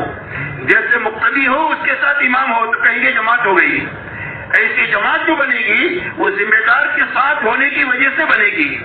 حضور صلی اللہ علیہ وسلم کا یہ حکم ہے کہ جب تم 3 آدمی ہو تو ایک آدمی کو امیر بنا دو. اس لیے سنت کے مطابق ہمارا سفر ہوگا. اور آپ یہ فرماتے ہیں کہ جس نے میرے امیر کی اطاعت کیا، امیر جو بنایا جاتا ہے آپ کے حکم کی وجہ سے بنایا جاتا ہے، سنت اور عمل کی نیت سے بنایا جاتا ہے.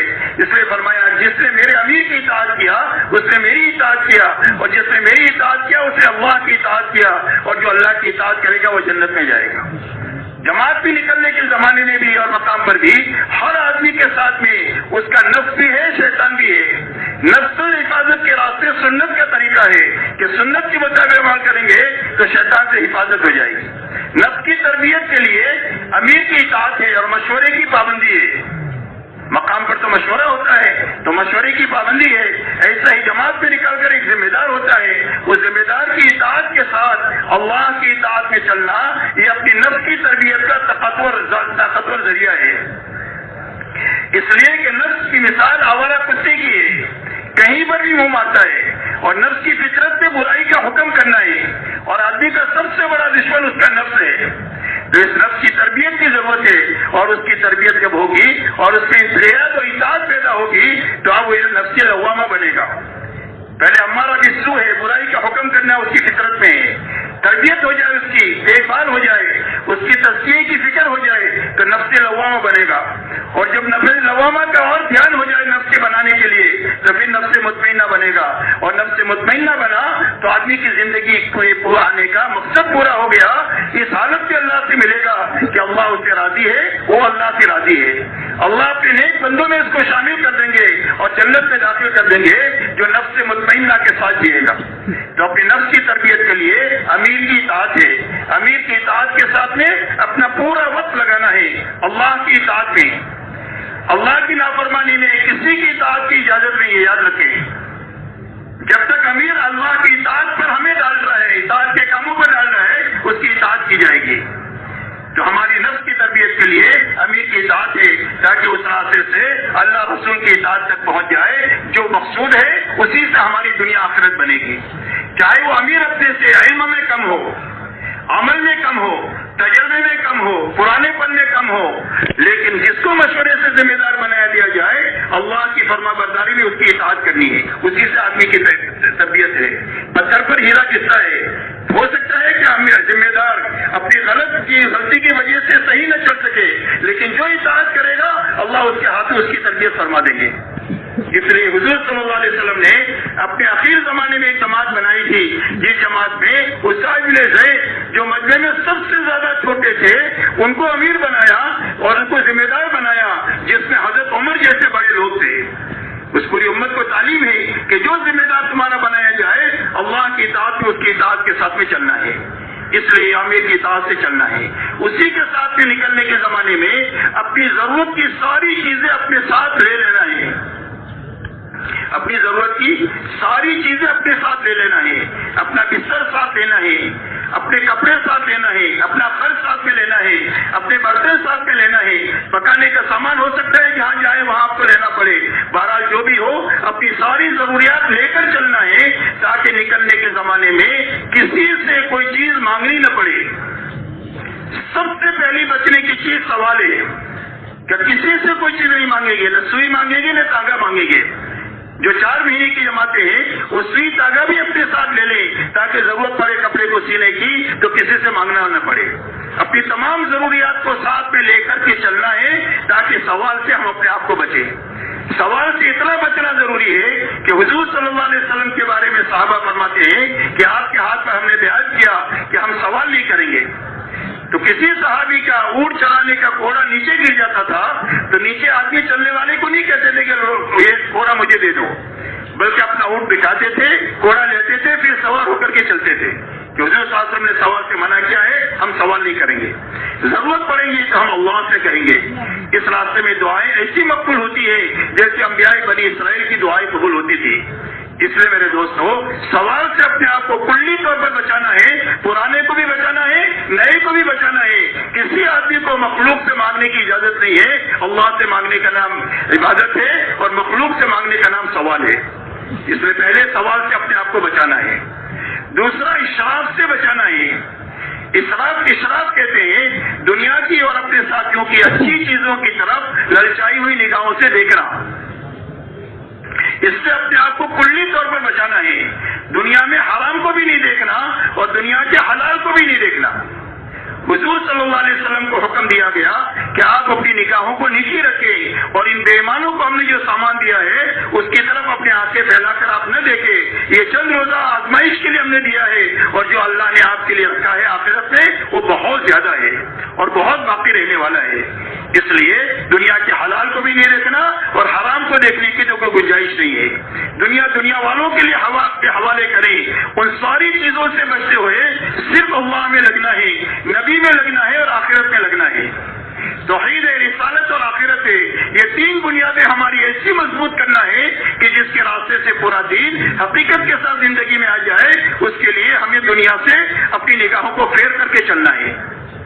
دنیا کی لالچ پیدا ہو گئی، اپنے گھروں میں اس کو لانے کا جذبہ پیدا ہو گیا تو آدمی میں تربیت نہیں ہوئی بلکہ آدمی میں بگاڑ پیدا ہو گیا۔ کسی گھر کو دیکھ کر جذبہ پیدا ہوا کہ واپس جا کر ایسا گھر بناؤں گا، ایسی گاڑی خریدوں گا، ایسی آفس بناؤں گا، یہ بنا نہیں، یہ بگڑ کر کے آیا ہے۔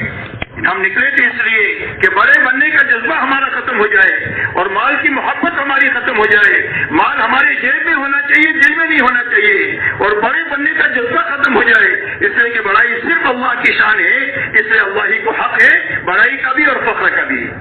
اس لیے دنیا کی تمام چیزوں سے اپنی نگاہوں کو بند کر کے اپنے اللہ میں، نبی اور آخرت میں لگنا ہے۔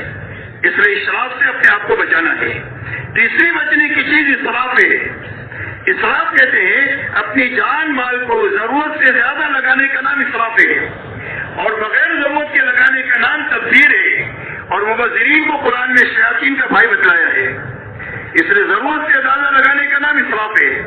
آپ کی ضرورت 10 روپے میں پوری ہوتی ہے تو 12 روپیہ نہیں لگانا، 2 روپیہ اسراف ہے۔ آپ کا کام آدھے گھنٹے میں پورا ہوتا ہے، وہاں 35 منٹ نہیں لگانا، 5 منٹ اسراف ہے۔ تو اپنی زندگیوں کو اسراف سے پاک کرنا ہے۔ اس لیے کہ امت کا المیہ یہ نہیں ہے کہ جان مال نہیں ہے، جان مال بہت ہے، لیکن زندگی میں اسراف داخل ہو گیا۔ اور اسراف کی مثال اللہ والے فرماتے ہیں آگ کی آگ میں جتنا بھی لکڑی ڈالو، ساری لکڑی کو یہ جلا دے گا، اس کا پیٹ بھرے گا ہی نہیں، وہ کہے گا اللہ، ایسا اسراف ہے۔ جب اسراف زندگی میں داخل ہو جاتا ہے تو ساری جانی مالی طاقت کو کھا لیتا ہے، نہ دعوت کے لیے بچے، نہ عبادت کے لیے بچے، نہ اخلاق کے لیے بچے، نہ اپنے بڑے ماں باپ کو یا بیوہ بہن کو سنبھالنے کے لیے بچے، اسراف ساری جانی مالی طاقت کو کھا لیتا ہے۔ یہ دعوت اور تبلیغ کی محنت اپنی زندگیوں کو اسراف سے نکالنے کی محنت ہے کہ ہماری زندگیوں سے اسراف نکل جائے اور ہماری زندگیاں ضرورت پر آئے، سادگی پر آئے۔ سادگی اور ضرورت پر آئے گی تو مال بھی بہت ہے، وقت بھی بہت ہے، جان کی طاقت بھی بہت ہے، جس کو ہم دعوت پر لگا سکتے ہیں، عبادت پر لگا سکتے ہیں، اخلاق پر لگا سکتے ہیں، اور اپنے متعلقین کی ضروریات کے حاصل کرنے میں بھی لگا سکتے ہیں، پوری کرنے میں بھی لگا سکتے ہیں، بقدر ضرور لگا سکتے ہیں، اسراف سے بچ کر کے لگا سکتے ہیں۔ اس لیے میرے دوستوں، اسراف سے بچانے کے لیے اس کے دھیان کے ساتھ میں چلنا ہے۔ اسی کے ساتھ میں کسی کی کوئی چیز بغیر اس کی اجازت کے استعمال نہیں کرنا ہے۔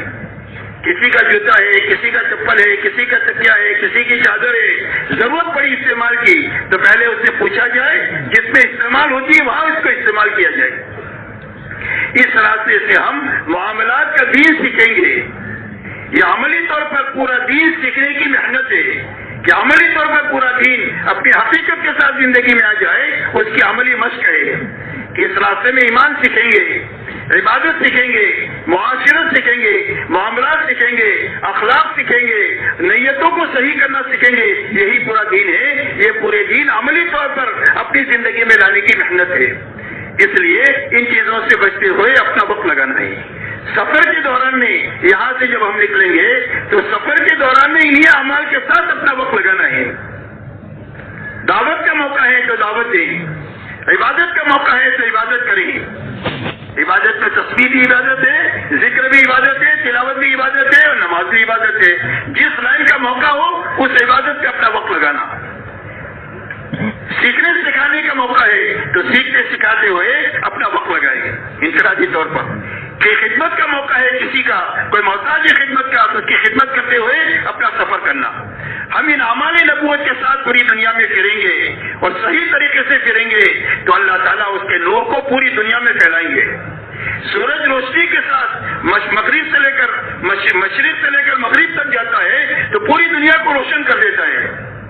ایسا ہی جب ہم پوری دنیا میں ان اعمال نبوت کے ساتھ پھریں گے اور صحیح طریقے سے پھریں گے تو اللہ اس کے نور کو پوری دنیا میں عام کریں گے، انسانیوں کی بدگمانیوں کو ختم کریں گے، انسانوں میں حسن ظن پیدا ہوگا اسلام اور مسلمان کے تعلق سے، اور جو چیز انسانوں کو راہ راست پر لانے والی ہے اس کا انتظام اللہ کریں گے جماعتوں کے ان اعمال کے ساتھ پھرنے کی برکت سے۔ اس لیے میرے دوست ان اعمال کے ساتھ اپنے کو پھرانا ہے. اسی کے ساتھ میں اللہ کے راستے میں نکل کر کے اب آپ کو جس منزل پر پہنچنا ہے، سفر کے دوران میں یہ عمل کرتے ہوئے آپ کو جس منزل پر پہنچنا ہے اس منزل میں اندر جانے سے پہلے آپ اچھی طرح دعا کر لیں. دعا میں جو ہے وہ کسی کی ہلاکت کو نہ مانگے، کسی کی بربادی کو نہ مانگے، پوری امت کے لیے ہدایت، مغفرت، توبہ، توبۃ نصوحہ، اور اسی طرح انسانیت کے لیے ہدایت کو مانگے، اور کسی کے لیے ہلاکت اور بربادی کی دعا اجتماعی طور پر کسی ایسے جگہوں میں نہ مانگے جہاں پر سب لوگ آتے جاتے ہیں. اسی کے ساتھ اب پوری جماعت ایک ساتھ اپنا ایک فکر بنائے کہ ہمیں اس بستی میں جا کر اپنا وقت ایسے لگانا ہے کہ جس کے نتیجے میں سب سے پہلے ہم نکلنے والوں کی زندگیوں میں یہ دو چیزیں پیدا ہونی چاہیے. ایک پورے دین پر چلنے کی طاقت پیدا ہونی چاہیے، اور ایک محنت کا رخ ہماری زندگی میں صحیح ہونا چاہیے. اس کے لیے 24 گھنٹے کے اوقات کیسے گزاریں گے جس میں یہ مقصد ہم کو حاصل ہو. دوسرا، جس بستی میں ہم 2 دن 3 دن کام کے سامنے رکھ کر گزاریں گے وہاں سے نقد جماعت اللہ کے راستے میں نکلے، یہ ذہن بنا کر اس بستی میں داخل ہونا ہے. بستی ایسی ہے کہ جہاں سے 4 مہینے کی جماعت نکل سکتی ہے تو 4 مہینے کو سوچے، چلے کی جماعت نکل سکتی ہے تو چلے کو سوچے اللہ پر نگاہ کر کے.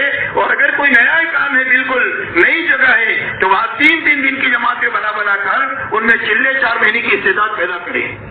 اس لیے کہ 3 دن جب صحیح لگائیں گے تو چلہ لگانے کی استعداد پیدا ہوگی، چلہ اچھا لگائیں گے تو 4 مہینے کی استعداد پیدا ہوگی، اور 4 مہینہ اچھا لگائیں گے تو پورے عالم میں صحیح کام کرنے کی استعداد پیدا ہوگی. یہ ترتیب ہے محنت کی. اسی لیے اللہ والے فرماتے ہیں کہ پہلے چلے میں زنگ اترے گا دنیا کا، دوسرے چلے میں دین کا رنگ چڑھے گا، اور تیسرے چلے میں کام کا ڈھنگ آئے گا کہ کام کیسا کرنا چاہیے امت کے تمام طبقات میں. اس کا سلیقہ حکمت اللہ تعالیٰ عطا فرمائیں گے. اس لیے جیسی نوعیت ہو بستی کی اس کو سامنے رکھ کر نقل و حرکت بڑھانے کا ساتھ ہی اپنا فکر بنائے، محنت بنائے، اس کے لیے دعائیں کریں. دوسرا کہ بستی میں آپ جا رہے ہیں اس بستی میں مسجد وار جماعت کا کام نہیں ہے، تو آپ کا فکر یہ ہونا چاہیے کہ نکلنے سے پہلے یہاں مسجد وار جماعت بن جانی چاہیے، اور بنی ہوئی جماعت ہے تو وہ کام پر لگ جانی چاہیے. مسجد کے جماعت میں جو کمزوری ہو دور ہو جائے، ساتھی میں جوڑ ہو جائے، اگر کمی ہے تو روزانہ کی محنت کی کمی ہے تو وہ صحیح ہو جائے، محنت پر پڑ جائے.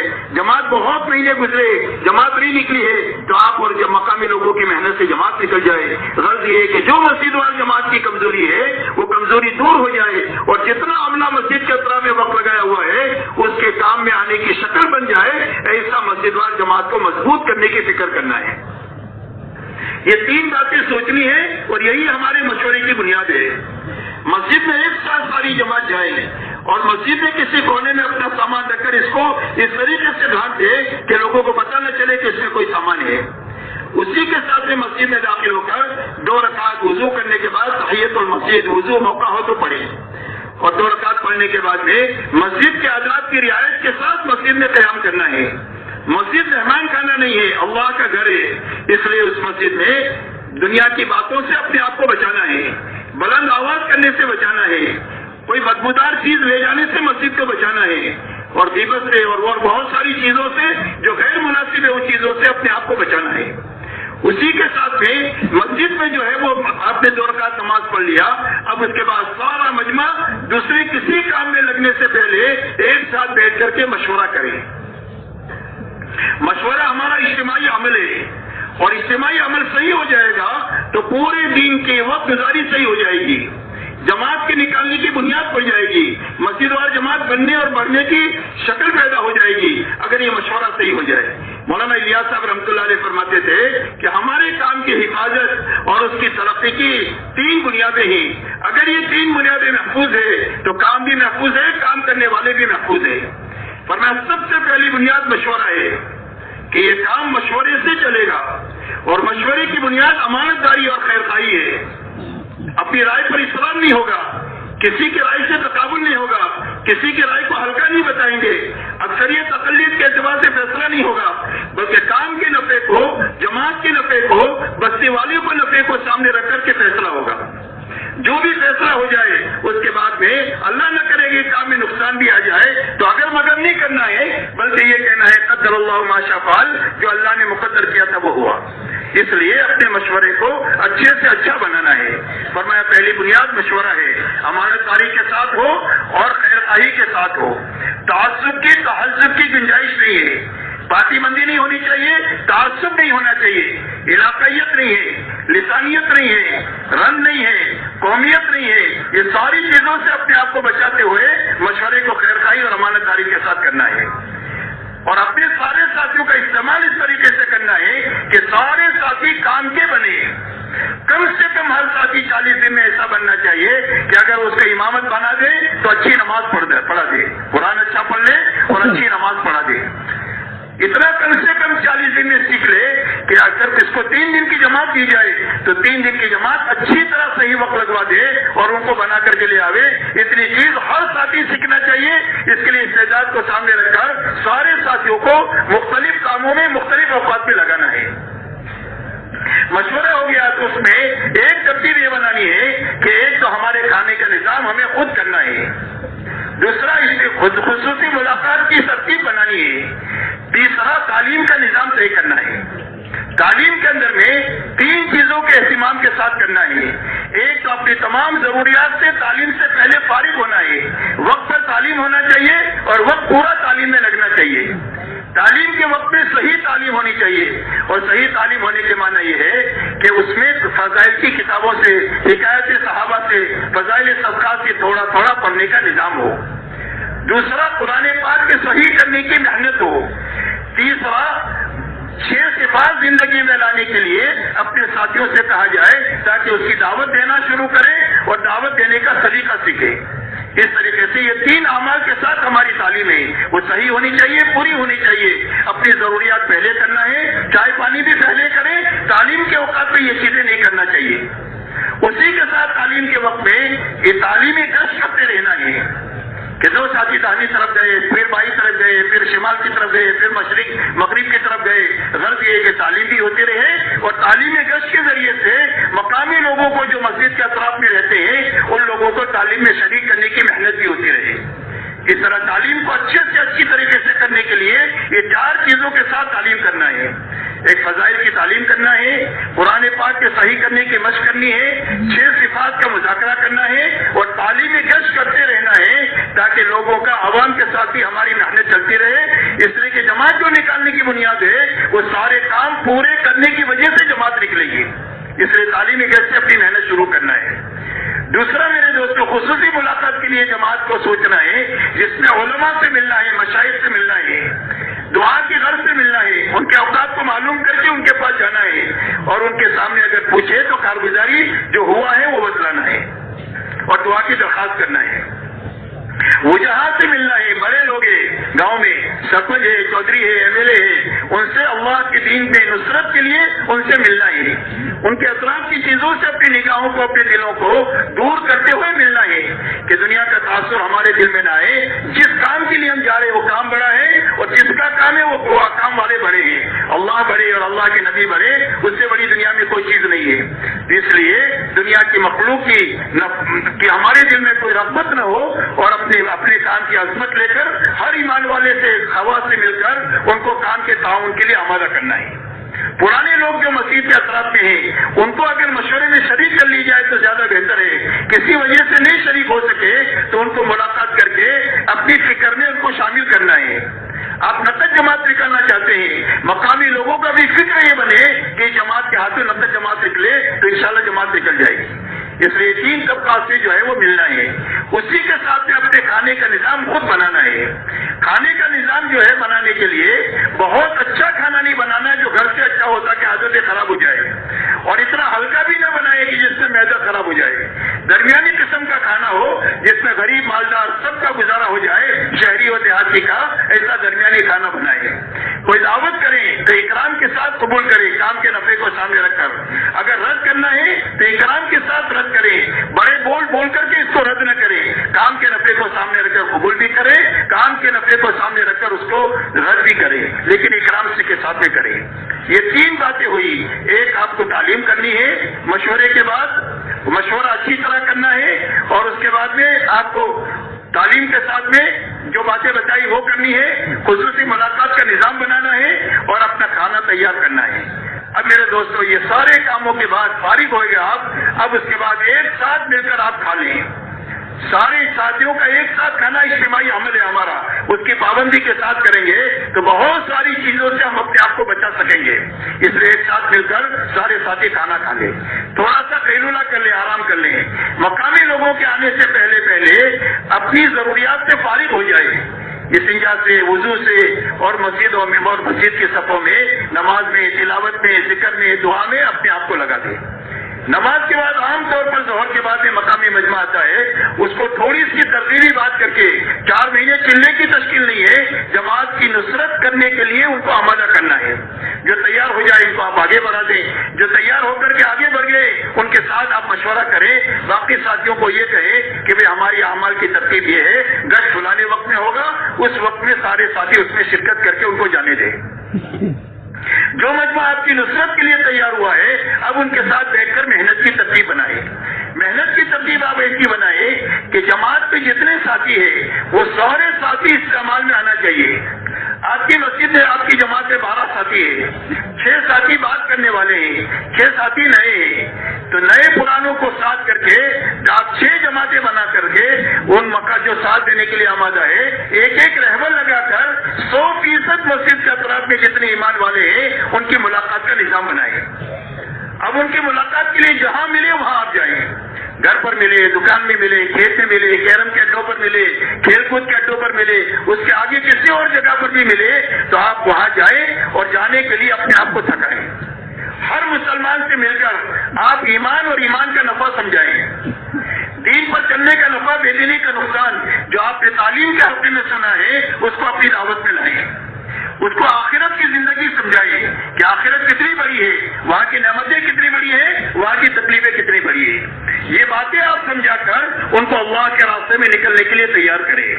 آپ نے وہاں کی نوعیت کو سامنے رکھ کر 4 مہینے کی جماعت بنانے کا سوچا ہے تو 4 مہینے کی تشکیل تو پوری امت کو کرنی ہے کہ ہر ایمان والا 4 مہینہ لگا کر مرنا چاہیے، 4 مہینہ لگائے بغیر نہیں مرنا چاہیے، تاکہ 4 مہینے کے راستے سے دل کا رخ صحیح ہو جائے، فکر صحیح ہو جائے، یہ 2 بنیادیں ہیں جس کے ذریعے سے زندگی صحیح بنتی ہے۔ اس کے لیے 4 مہینہ چلنا جو آپ نے سوچا ہے اب اس کی تشکیل کریں، اگر کوئی عذر کرے تو اس کا حل بتلائیں، کسی کو دنیا کی بنیاد پر نہ اٹھائیں کہ بھائی تم چلے جاؤ مقدمات جیت جاؤ گے، یا تم بیمار ہو تندرستی ہو جائے گی، کاروبار میں حالات ہیں وہ صحیح ہو جائیں گے، یہ ہماری تشکیل کی بنیاد نہیں ہے، بلکہ صرف اللہ کے لیے، آخرت کے لیے اور دین کے لیے ان کی تشکیل کرنا ہے کہ دین بنے گا تو اللہ دین کے بننے کے راستے سے آخرت بنائیں گے اور آخرت کے راستے سے اللہ دنیا بھی بنائیں گے، یہ یقین رکھنا ہے، اس کو مقصود نہیں بنانا ہے، مقصود آخرت ہے، یقین کرنا ہے کہ اللہ دنیا بھی اس کے راستے سے بنائیں گے، اس لیے ان بنیادوں کو سامنے رکھ کر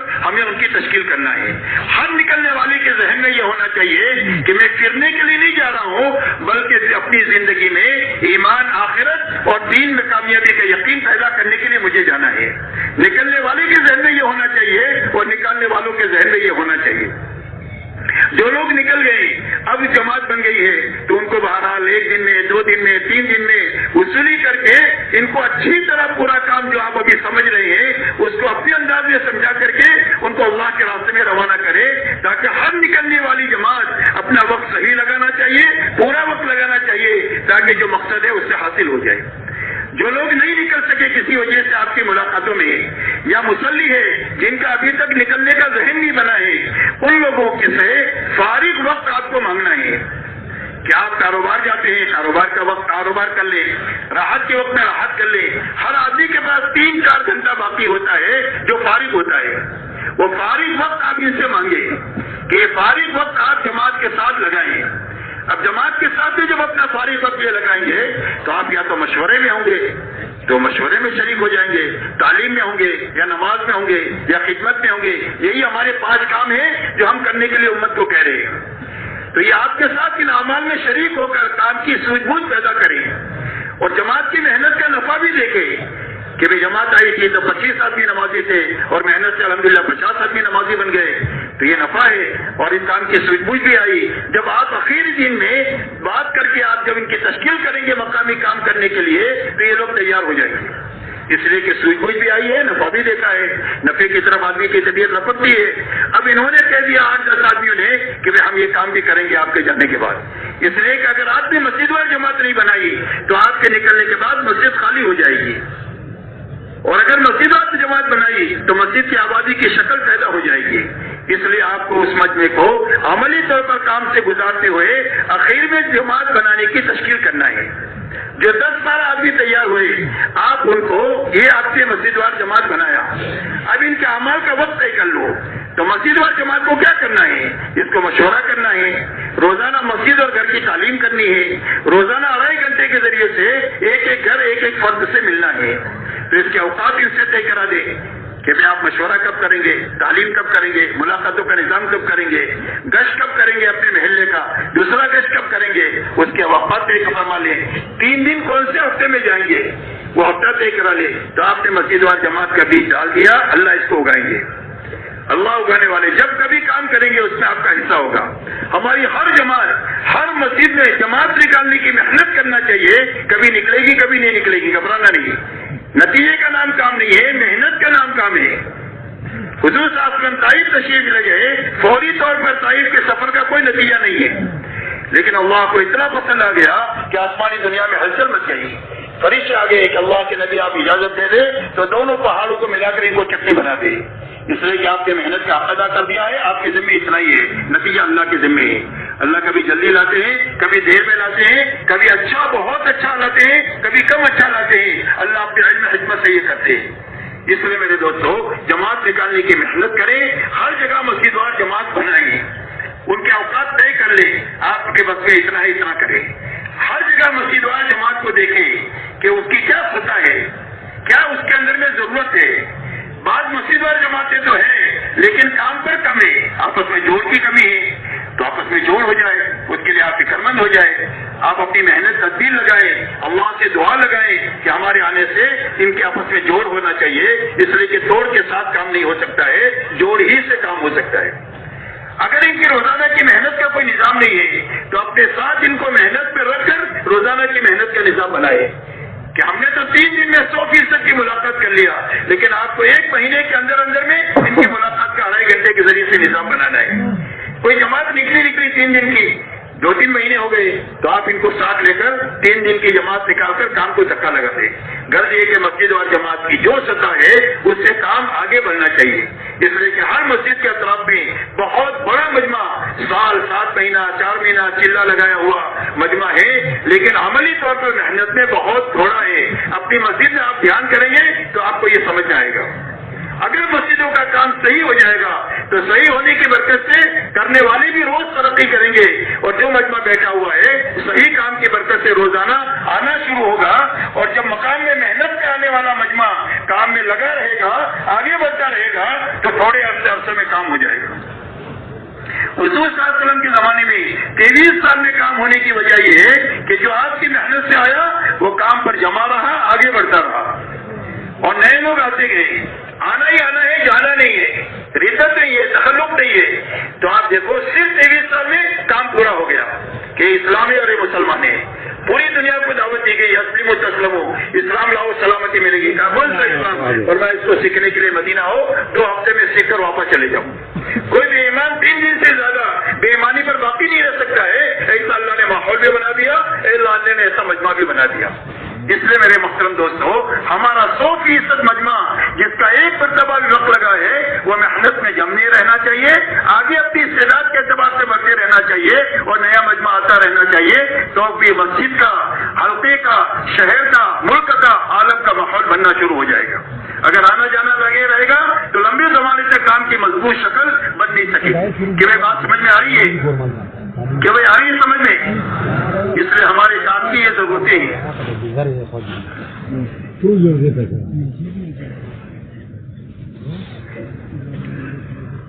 میرے دوستو، یہ ہر جگہ مسجد وار جماعت بنانا ہے، بنی ہوئی جماعت ہے تو اس کو کام پر لگانا ہے، اس محنت کے ساتھ اپنا وقت لگانا ہے، کرنے بچنے کے ساتھ اچھی طرح سمجھے، کرنے کے کام کرتے ہوئے، بچنے کی چیزوں سے بچتے ہوئے ہر دن لگانا ہے۔ 3 दिन بھی ایسا ہی لگانا ہے، چلہ بھی ایسا، 4 مہینہ بھی ایسا، 7 مہینہ بھی ایسا، کم زیادہ جتنا وقت ہے وہ کرنے بچنے کے ساتھ لگانا ہے. انفرادی اجتماعی اعمال کی پابندی کے ساتھ وقت لگانا ہے. رات کو سونے سے پہلے اپنا محاسبہ کرنا ہے، ہو گیا ہے تو شکر کرنا ہے، کمی رہ گئی تو تلافی کرنا ہے، تلافی نہیں ہو سکتی ہے تو سچا پکا توبہ استغفار کرنا ہے. یہ پہلی بنیاد ہے. ہر جانے والی جماعت کو یہی باتیں سمجھانی ہے، کرنے بچنے کے ساتھ. کرنے کی یہ کام ہے، انفرادی ہے، اجتماعی ہے. بچنے کی یہ چیزیں ہیں، اس سے بچتے ہوئے اپنا وقت لگانا ہے. یہ پہلی بنیاد سمجھانی ہے. دوسری بنیاد یہ سمجھانی ہے کہ ہم تقریر کرنے کے لیے دنیا میں نہیں پھرتے. ہماری دعوت اور تبلیغ کی بنیاد تقریر نہیں ہے. مولانا الیاس صاحب رحمۃ اللہ علیہ فرماتے تھے کہ بیان کی حیثیت ہمارے کام میں اتنی ہے جتنی زبان کی حیثیت باڈی میں ہے. باڈی تو 100 کلو کی ہے اور زبان کتنی ہے؟ چند گرام کی ہے. فرمایا وہ حیثیت بیان کی ہے. اور فرمایا بیان میں بھی پہلے آدمی کی دل کی طاقت لگے، تھکنے کی طاقت لگے، پھر کے بعد زبان کھولے تو لوگوں میں عمل کا داعیہ بھی پیدا ہو جائے گا اور لوگوں کا علم بھی بڑھ جائے گا، تو لوگ جو درجوں کام کی طرف آتے چلے جائیں گے.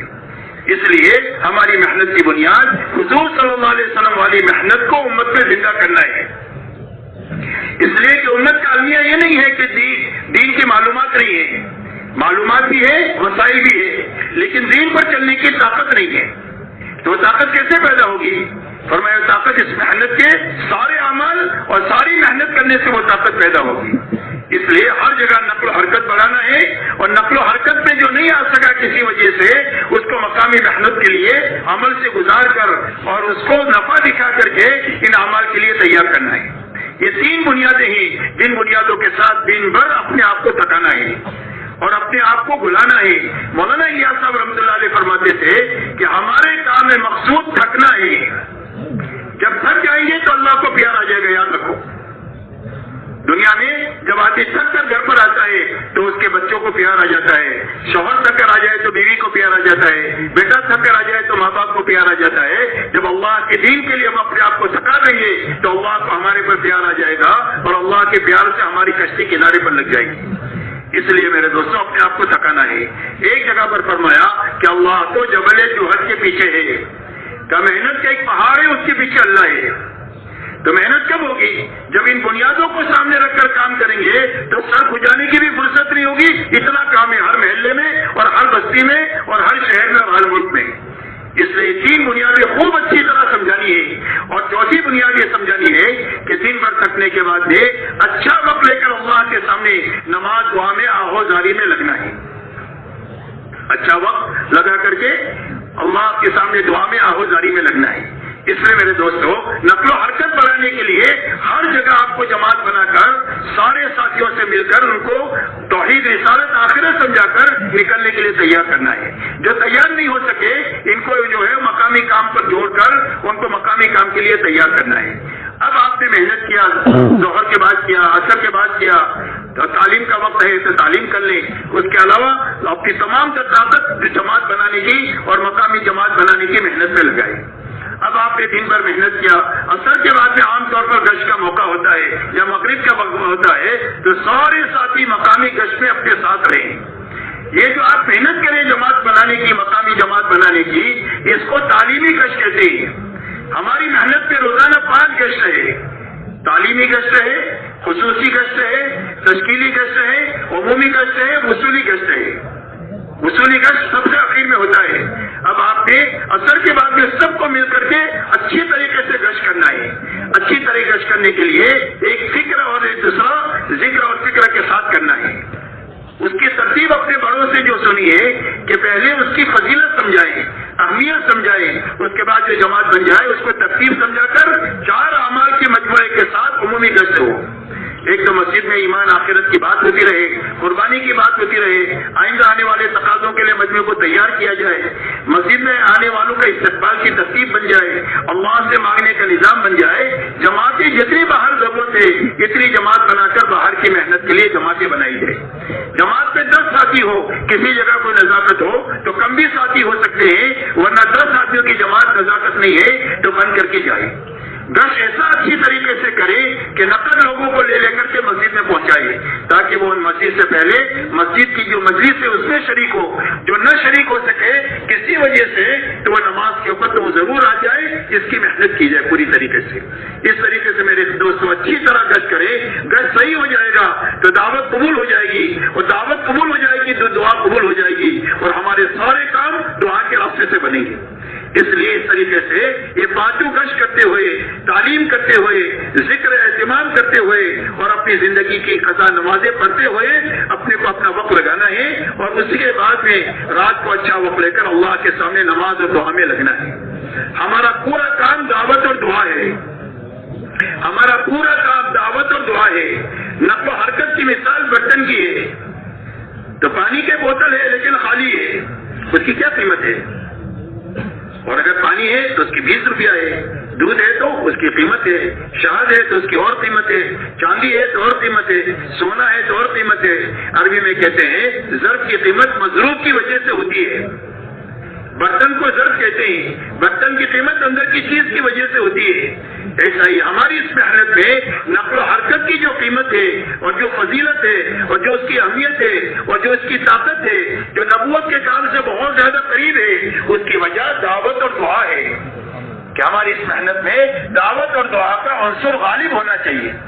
لیکن دعوت اور دعا جہالت کے ساتھ نہ ہو, علم کے ساتھ ہو. اس لیے گھنٹوں تعلیم کے حلقوں میں بیٹھ کر فضائل کا علم لینا ہے, اور مسائل کا علم انفرادی طور پر علماء سے سیکھنا ہے.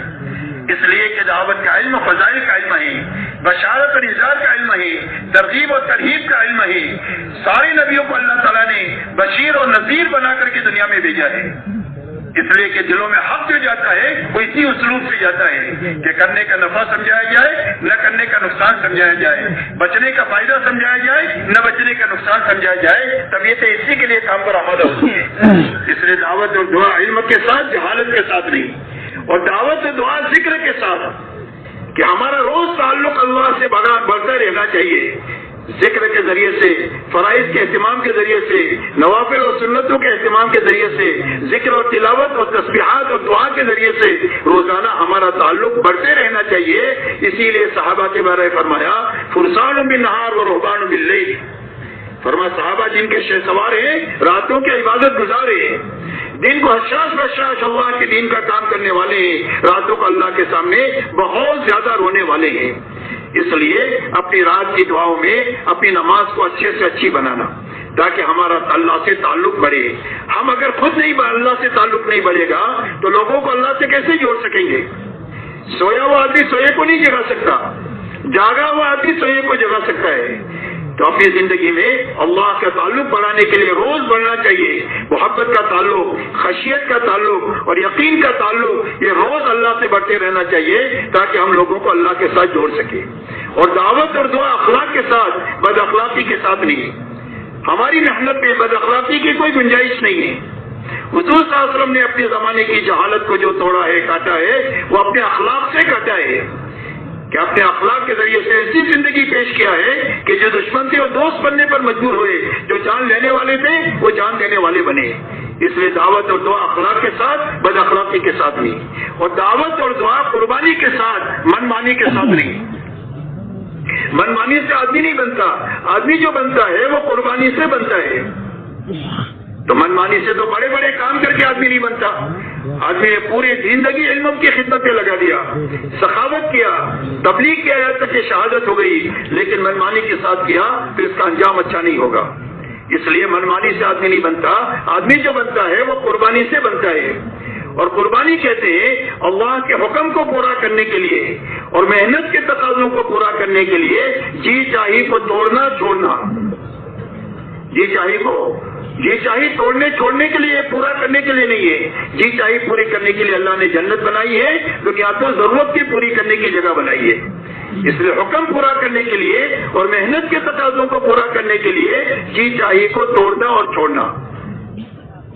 دنیاوی کوئی تقاضے آ جائے حکم کے مقابلے میں یا محنت کے مقابلے میں تو دنیاوی تقاضوں کو آگے پیچھے کرنا, دین کو اور دین کی محنت کو نمبر 1 رکھنا, یہ اسی کا نام قربانی ہے.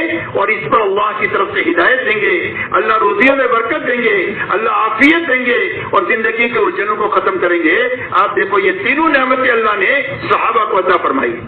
اللہ نے ہدایت کا وہ مقام عطا فرمایا کہ میرے سارے صحابہ ستاروں کے مانند ہیں، جن کے پیچھے بھی تم چلو گے وہ تم کو اللہ تک پہنچا دیں گے۔ اللہ نے ہدایت کو مقام عطا فرمایا، اللہ نے روزی اتنی عطا فرمائی کہ صدیوں تک وہ ان کے اولاد اور اولاد کھاتی کھلاتی رہی، لیکن ختم ہو کر کے نہیں دیا۔ اللہ نے عافیت کے ایسے حالات پیدا فرما دیے کہ جو چیز اللہ کے حکم کو اور اللہ کے دین کو دنیا میں چلانا چاہتے تھے، اللہ نے ایسی عافیت سے چلا دیا کہ دنیا کی کوئی طاقت میری نگاہ سے ان کو دیکھ نہیں سکتی۔ اس لیے میرے دوستو، اللہ نے ایک بڑا کام دیا ہے، اس کو صحیح کرنا ہے، پورا کرنا ہے۔ اپنی ہر جماعت کو 3 دن سے لے کر اوپر تک جتنی جماعت جا رہی ہے، ان ساری جماعتوں کو کام سمجھا کر بھیجنا ہے۔ واپس آنے کے بعد اس کی اچھی طرح کارگزاری لینا ہے۔ سمجھانے میں بنیادی طور پر 4 باتیں سمجھانی ہے، کرنے کے کام سمجھانے ہیں، بچنے کی چیزوں سے بچنا سمجھانا ہے، تاکہ پوری زندگی میں استقامت آ جائے، دین کی نصرت صحیح طریقے سے کرنا آ جائے۔ یہ مقصود ہے، یہ پیدا کرنے کے لیے کرنا بچنا سمجھانا ہے۔ دوسرا، جماعت نکالنے کی محنت سمجھانا ہے کہ ہر آدمی اپنے ماحول کو بدل کر کے صحیح ماحول کے ذریعے سے اپنے اندر یہ طاقت پیدا کرے۔ تیسرا، مسجد وار جماعت بنانے کی محنت سمجھانا ہے کہ ہر مسجد میں یہ اعمال زندہ ہو، تاکہ اس کے ذریعے سے 100% ایمان والوں کا تعلق مسجد کے ساتھ ہو جائے۔ اس لیے کہ مسجد میں اعمال ہوں گے تو ہم لوگ بنیں گے اور اپنے گھر کاروبار میں چلیں گے۔